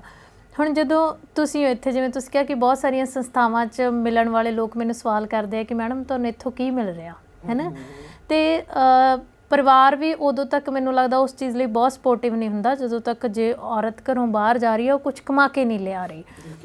ਅਤੇ ਹੁਣ ਤੁਸੀਂ ਇੱਕ ਫ੍ਰੀ ਸੇਵਾ ਲਈ ਟਾਈਮ ਕੱਢ ਰਹੇ ਹੋ ਆਪਣਾ, ਜਿੱਥੇ ਤੁਹਾਡੇ ਅੱਗੇ ਇੱਕ ਪੋਤਾ ਪੋਤੀ ਵੀ ਨੇ ਹੈ ਨਾ, ਉਹਨਾਂ ਨੂੰ ਵੀ ਤੁਹਾਡਾ ਸਮਾਂ ਚਾਹੀਦਾ, ਤੁਹਾਡੇ ਪਰਿਵਾਰ ਨੂੰ ਵੀ ਨੂੰਹ ਹੁੰਦੀ ਹੈ ਪਰਿਵਾਰ 'ਚ, ਉਹਨੂੰ ਵੀ ਉਮੀਦ ਹੁੰਦੀ ਹੈ ਕਿ ਮੇਰੀ ਸੱਸ ਆ ਜਿਹੜੀ ਉਹ ਵੀ ਘਰ 'ਚ ਓਨਾ ਹੀ ਕੰਮਕਾਰ ਕਰੇ ਜਿੰਨਾ ਕਿ ਮੈਂ ਕਰ ਰਹੀ ਹਾਂ। ਬਿਲਕੁਲ ਬਿਲਕੁਲ। ਅਤੇ ਇਹ ਉਮਰ ਦਾ ਵੀ ਇੱਕ ਇਹੋ ਜਿਹਾ ਪੜਾਅ ਹੁੰਦਾ ਜਦੋਂ ਅਸੀਂ ਸੋਚਦੇ ਹਾਂ ਕਿ ਸਾਰੀਆਂ ਜ਼ਿੰਮੇਵਾਰੀਆਂ ਕਰਕੇ ਹੁਣ ਮੈਂ ਕੁਝ ਵਕਤ ਆ ਜਿਹੜਾ ਮੈਨੂੰ ਮੇਰੇ ਲਈ ਚਾਹੀਦਾ, ਪਰ ਪੂਰੀ એનર્ਜੀ ਨਾਲ ਤੁਸੀਂ ਪਰਿਵਾਰ ਸੰਭਾਲ ਰਹੇ ਹੋ ਅਤੇ ਬਾਹਰਲਾ ਕੰਮ ਕਰ ਰਹੇ ਹੋ। ਕਦੀ ਇਸ ਚੀਜ਼ ਨੂੰ ਐਡਜਸਟ ਕਰਨ 'ਚ ਪ੍ਰੋਬਲਮ ਨਹੀਂ ਆਉਂਦੀ, ਕਿਉਂਕਿ ਕਦੇ ਵੀ ਕਿਸੇ ਕਾਲ 'ਤੇ ਵੀ ਕਿਤੇ ਵੀ ਜਾਣਾ ਪੈ ਜਾਂਦਾ ਹੈ? ਨਹੀਂ ਰੁਪਿੰਦਰ ਜੀ, ਇਸ ਤਰ੍ਹਾਂ ਹੈ ਕਿ ਸ਼ੁਰੂ ਤੋਂ ਮੈਂ ਨਾ ਬੁੱਧਾ ਨੂੰ ਪੜ੍ਹਿਆ ਸੀ, ਬਚਪਨ ਤੋਂ ਹੀ ਇੱਕ ਵੈਸੇ ਵੀ ਆਂਦਾ, ਪਰ ਮੈਂ ਉਹਨਾਂ ਨੂੰ ਪੜ੍ਹਿਆ ਵੀ ਸੀ। ਉਹਦੇ 'ਚ ਮੈਂ ਇੱਕੋ ਚੀਜ਼ ਉਹਨਾਂ ਦੀ ਲੈ ਕੇ ਚੱਲੀ ਸੀ, ਨੋ ਐਕਸਪੈਕਟੇਸ਼ਨ ਕਿਸੇ ਤੋਂ ਵੀ। ਇਹ ਨਹੀਂ, ਨਾਟ ਇਨ ਬੈਡ ਸੈਂਸ। ਮੈਂ ਉਦੋਂ ਵੀ ਡੇਵਿਡ 'ਚ ਵੀ ਮੇਰਾ ਲੈਕਚਰ ਸੀ, ਤਾਂ ਮੈਂ ਉਹਨਾਂ ਨੂੰ ਕਿਹਾ ਸੀ ਕਿ ਦੂਜੇ ਤੋਂ ਐਕਸਪੈਕਟ ਨਾ ਕਰੋ, ਪਰ ਦੂਜਿਆਂ ਦੀ ਐਕਸਪੈਕਟੇਸ਼ਨ 'ਤੇ ਪੂਰਾ ਕਰੋ। ਹੁਣ ਮਾਂ-ਬਾਪ ਨੇ ਤੁਹਾਨੂੰ ਪੜ੍ਹਾ ਲਈ ਭੇਜਿਆ, ਉਹ ਐਕਸਪੈਕਟ ਕਰਦੇ ਕਿ ਤੁਸੀਂ ਅੱਛੇ ਬਣੋ, ਪਰ ਤੁਸੀਂ ਐਕਸਪੈਕਟ ਨਾ ਕਰੋ ਉਹਨਾਂ ਤੋਂ ਕਿ ਤੁਸੀਂ ਕੀਤਾ ਅਤੇ ਕਿ ਮੈਨੂੰ ਨਜਾਇਜ਼ ਪੈਸੇ ਚਾਹੀਦੇ ਆ। ਮੈਂ ਨਾ ਐਕਸਪੈਕਟੇਸ਼ਨ ਆਪਣੇ 'ਚੋਂ ਡਿਲੀਟ ਕੀਤਾ ਹੋਇਆ। ਆਪਣੀ ਜਦੋਂ ਨੀ ਰਿਪਲੇਸਮੈਂਟ ਕਰਾਈ ਅਤੇ ਹੋਲ ਟਾਈਮ ਮੇਰੇ ਕੋਲ ਹੈਲਪਰ ਨਹੀਂ ਸੀ, ਅਤੇ ਮੈਂ ਇੱਕ ਬੇਟੀ ਨੂੰ ਕੋਲ ਰੱਖਿਆ, ਅਤੇ ਮੈਂ ਸੋਚਿਆ ਕਿ ਪਤਾ ਨਹੀਂ ਮੇਰਾ ਕੰਮ ਕਰ ਪਾਏਗੀ ਕਿ ਨਹੀਂ। ਪਰ ਮੈਂ ਜਦੋਂ ਦੇਖਿਆ ਕਿ ਕਿਸੇ ਹੋਰ ਘਰ 'ਚ ਚਲੀ ਜਾਏਗੀ ਜਿੱਥੇ ਕਿਸੇ ਨੂੰ ਪਤਾ ਹੀ ਨਹੀਂ ਇਹ ਕੌਣ ਹੈ, ਮੈਂ ਇਹਨੂੰ ਨਹੀਂ ਭੇਜਣਾ, ਮੈਂ ਇਹਨੂੰ ਆਪਣੇ ਕੋਲ ਰੱਖਾਂਗੀ। ਔਰ ਉਹ ਮੇਰੇ ਕੋਲ 9 ਸਾਲ ਦੀ ਹੈ, ਔਰ ਹੁਣ ਮਤਲਬ ਉਹ 9 ਸਾਲ ਤੋਂ ਕੰਮ ਕਰ ਰਹੀ। ਉਹਨੂੰ ਮੈਂ ਉਸ ਟਾਈਮ ਦੇ ਵਿੱਚ ਥੋੜ੍ਹਾ ਜਿਹਾ ਸਿਲਾਈ ਸਿਖਾਈ, ਔਰ ਉਹਨੂੰ ਮਸ਼ੀਨ ਲੈ ਕੇ ਦਿੱਤੀ ਵੀ ਤੂੰ ਕੋਠੇ ਕੁਛ ਚਾਹੇ ਇੱਕ ਥੈਲਾ ਹੀ ਬਣਾ ਦੇ ਤਾਂ ਕਿ ਤੁਹਾਡੇ ਹੱਥ ਸਿੱਧੇ ਹੋ ਜਾਣ। ਉਹ 5 ਭੈਣਾਂ ਨੇ, 5 ਇੱਥੇ ਆਉਣ ਤੋਂ ਬਾਅਦ ਉਹਦੇ ਘਰ ਫਿਰ ਭਰਾ ਜੰਮਿਆ। ਤੁਸੀਂ ਸੋਚੋ ਕਿ ਲੋਕਾਂ ਨੇ ਕੀ ਕੀਤਾ ਹੋਇਆ ਵੀ ਲੜਕੀਆਂ ਜੰਮੋ ਔਰ ਲੋਕਾਂ ਦੇ ਘਰ ਕੰਮਾਂ 'ਤੇ ਲਾ ਦਿਓ। ਮੈਨੂੰ ਇਹ ਨਹੀਂ ਸਮਝ ਆਉਂਦੀ ਵੀ ਤੁਸੀਂ ਪੈਦਾ ਕਰਕੇ ਤਾਂ ਲੋਕਾਂ ਘਰ ਭੇਜ ਦਿੱਤੀਆਂ, ਔਰ ਜਦੋਂ ਵਿਆਹ ਲਈ ਪੈਸੇ ਔਖੇ ਸੌਖੇ ਉਹਨਾਂ ਨੇ ਤੁਹਾਡੀ ਹੈਲਪ ਕਰਤੀ, ਅਤੇ ਤੁਹਾਨੂੰ ਕੀ ਮਿਲਿਆ? ਤੁਸੀਂ ਉਸ ਬੱਚੇ ਨੂੰ ਕੀ ਦਿੱਤਾ? ਔਰ ਜੇ 5 ਲੜਕੀਆਂ ਦਾ ਇੱਕ ਭਰਾ ਹੈ, ਅਤੇ ਆਪਾਂ ਉਸ ਲੜਕੀ ਨੂੰ ਕੀ, ਉਸ ਲੜਕੇ ਨੂੰ ਕੀ ਦੇ ਰਹੇ ਆ? 5 ਭੈਣਾਂ ਦਾ ਬੋਝ। ਉਹ ਫਿਰ ਘਰਾਂ 'ਚ ਕਹਿੰਦੇ ਨੇ ਜਦੋਂ ਤਲਾਕ ਦੀ ਗੱਲ ਆਉਂਦੀ ਹੈ, ਜਦੋਂ ਪਰੇਸ਼ਾਨੀਆਂ ਦੀ ਗੱਲ ਆਉਂਦੀ ਹੈ, ਤਾਂ ਫਿਰ ਇੱਕ ਭਰਾ ਦੀ ਵਹੁਟੀ ਕਹਿੰਦੀ ਮੈਂ ਤੇਰੀਆਂ 5 ਭੈਣਾਂ ਕਿੱਦਾਂ ਸੰਭਾਲਾਂ। ਬਿਲਕੁਲ। ਇਹ ਜਾਗਰਤੀ ਦੀ ਲੋੜ ਹੈ ਕਿ ਬੱਚੇ 2 1 ਜਿੰਨੇ ਵੀ ਹੋਣ, ਤੰਦਰੁਸਤ ਬੱਚੇ ਚਾਹੀਦੇ। ਸਮਾਜ ਨੂੰ ਤੰਦਰੁਸਤ ਬੱਚਿਆਂ ਨਾਲ ਹੈ, ਇਹ ਨਹੀਂ ਹੈ ਕਿ ਕਿੰਨੀਆਂ ਕੁੜੀਆਂ ਅਤੇ ਕਿੰਨੇ ਮੁੰਡੇ ਹੋਣੇ ਚਾਹੀਦੇ। ਔਰ ਬਾਅਦ 'ਚ ਕੀ ਹੁੰਦਾ, ਮੈਂ ਦੇਖਿਆ ਆਮ ਘਰਾਂ ਦੇ ਵਿੱਚ ਬਾਅਦ 'ਚ ਧੀਆਂ ਚੰਗੀਆਂ ਲੱਗਦੀਆਂ। ਜਦੋਂ ਨੂੰਹਾਂ ਕੋਈ ਸਮਾਨ ਲਿਆਉਂਦੀਆਂ ਅਤੇ ਧਿਆਨ ਹੁੰਦਾ ਕਿ ਇਹ 'ਚੋਂ ਕਿਹੜੀ ਚੀਜ਼ ਧੀ ਨੂੰ ਦਿੱਤੀ ਜਾ ਸਕਦੀ। ਉਹ ਧੀਆਂ ਜਿਹੜੀਆਂ ਜੰਮਣ 'ਤੇ ਚੰਗੀਆਂ ਨਹੀਂ ਲੱਗਦੀਆਂ, ਉਹ ਧੀਆਂ ਹੁਣ ਇੰਨੀਆਂ ਚੰਗੀਆਂ ਲੱਗਣ ਜਾਂਦੀਆਂ ਕਿ ਜੋ ਨੂੰ ਲਿਆਵੇ ਪਹਿਲੇ ਉਹਨੂੰ ਦੇ ਦਿੱਤਾ ਜਾਏ। ਸੋ ਇਹੋ ਜਿਹੀ ਜਿਹੜੀ ਸੋਚ, ਇਹੋ ਜਿਹੀਆਂ ਜਿਹੜੀਆਂ ਚੀਜ਼ਾਂ ਨੇ, ਉਹ ਮੈਂ ਚਾਹੁੰਦੀ ਵੀ ਸਾਨੂੰ ਇਹਨਾਂ ਤੋਂ ਉੱਠਣਾ ਚਾਹੀਦਾ। ਲੜਕੀ ਦੀ ਫੀਲਿੰਗਸ ਨੂੰ ਦੇਖਣਾ ਚਾਹੀਦਾ, ਉਹ ਚਾਹੇ ਨੂੰਹ ਹੈ ਅਤੇ ਚਾਹੇ ਧੀ ਹੈ। ਧੀਆਂ ਤਾਂ ਤੁਹਾਡਾ ਹਿੱਸਾ ਨੇ, ਉਹ ਤਾਂ ਤੁਸੀਂ ਮਾੜਾ ਮੋਟਾ ਕਿਸੇ ਵੇਲੇ ਘੱਟ ਵੀ ਕਰੋਗੇ ਤਾਂ ਸਹਿ ਲੈਣਗੀਆਂ, ਪਰ ਨੂੰਹਾਂ ਜਿਹੜੀਆਂ ਨੇ ਉਹ ਪਰਾਏ ਘਰੋਂ ਆਈਆਂ। ਉਹਨੂੰ ਤੁਸੀਂ ਆਪਣਾ ਬਣਾਉਣ ਲਈ ਜਿੰਨਾ ਪਿਆਰ ਦਿਓਗੇ, ਓਨਾ ਹੀ ਉਹ ਤੁਹਾਡੇ ਵੱਲ ਅਟਰੈਕਟ ਹੋਣਗੇ। ਜੇ ਤੁਸੀਂ ਉਹਨੂੰ ਧੀ ਸਮਝੋਗੇ ਤਾਂ ਮਾਂ ਤੁਸੀਂ ਆਪੇ ਬਣ ਜਾਓਗੇ। ਸਿਰਫ ਤੁਹਾਨੂੰ ਉਹਨੂੰ ਧੀ ਸਮਝਣ ਦੀ ਲੋੜ ਹੈ। ਆਪਾਂ ਕਹਿੰਦੇ ਕਿ ਸੱਸ ਮਾਂ ਕਿਉਂ ਨਹੀਂ ਹੋ ਸਕਦੀ? ਇਸ ਕਰਕੇ ਹੋ ਨਹੀਂ ਸਕਦੀ ਕਿਉਂਕਿ ਉਹ ਮਾਂ ਵਾਲਾ ਰੋਲ ਨਹੀਂ ਕਰਦੀ। ਤੁਸੀਂ ਜਿਸ ਤਰ੍ਹਾਂ ਕਹਿੰਦੇ ਵੀ ਤੁਹਾਨੂੰ ਘਰ ਦੇ ਵਿੱਚ, ਅਸੀਂ ਰਾਤੀ ਇਹ ਕੈਮਿਸਟਰੀ ਸਾਡੀ ਹੁੰਦੀ ਹੈ ਕਿ ਕੱਲ੍ਹ ਦਾ ਕੀ ਪ੍ਰੋਗਰਾਮ ਹੈ। ਕਿਉਂਕਿ ਮੈਂ ਪਹਿਲੇ ਕਿੱਟੀਆਂ ਵੀ ਪਾਉਂਦੀ ਹੁੰਦੀ ਸੀ, ਮੇਰੀ ਲਾਸਟ ਕਿੱਟੀ ਬਹੁਤ ਵੱਡੀ ਸੀ, ਪਰ ਜਿਉਂ ਮੇਰੀ ਕੰਮ ਇੱਧਰ ਰੁਝਾਨ ਵਧਣਾ ਸ਼ੁਰੂ ਹੋ ਗਿਆ ਅਤੇ ਮੈਂ ਕਿਹਾ ਇਹਦੇ ਨਾਲੋਂ ਇਹ ਵੈਲਿਊਏਬਲ, ਮੈਂ ਉਹ ਛੱਡ ਦਿੱਤਾ। ਉਹਦਾ ਰੀਜ਼ਨ ਕੀ ਸੀ ਕਿ ਮੈਨੂੰ ਇਹ ਕੰਮ 'ਚ ਜ਼ਿਆਦਾ ਆਨੰਦ ਆਉਣ ਲੱਗ ਗਿਆ। ਉਸ ਵੇਲੇ ਵੀ ਅਸੀਂ ਆਪਣੀ ਪਲਾਨ ਕੀਤਾ ਹੁੰਦਾ ਵੀ ਕਿੰਨੇ ਕੀ, ਜੇ ਉਹਨੇ ਜਾਣਾ ਤਾਂ ਮੈਂ ਆਪਣਾ ਕੰਮ ਪੋਸਟਪੋਨ ਕਰਾਂਗੀ। ਇਹ ਨਹੀਂ ਕਿ ਮੈਂ ਉਹਨੂੰ ਕਹਾਂਗੀ ਤੂੰ ਸੈਕਰੀਫਾਈਸ ਕਰ, ਨਹੀਂ, ਉਸ ਵੇਲੇ ਮੇਰੀ ਡਿਊਟੀ ਬਣਦੀ ਹੈ ਕਿ ਜੇ ਅੱਜ ਉਹਦਾ ਜ਼ਰੂਰੀ ਹੈ ਤਾਂ ਮੈਂ ਇਹਨੂੰ ਪੋਸਟਪੋਨ। ਕਈ ਵਾਰੀ ਘਰਾਂ 'ਚ ਕੀ ਹੁੰਦਾ ਹੈ ਕਿ ਸੱਸ ਕਹਿੰਦੀ ਕਿ ਮੈਂ ਡੋਮੀਨੇਟ ਹੀ ਕਰਨਾ।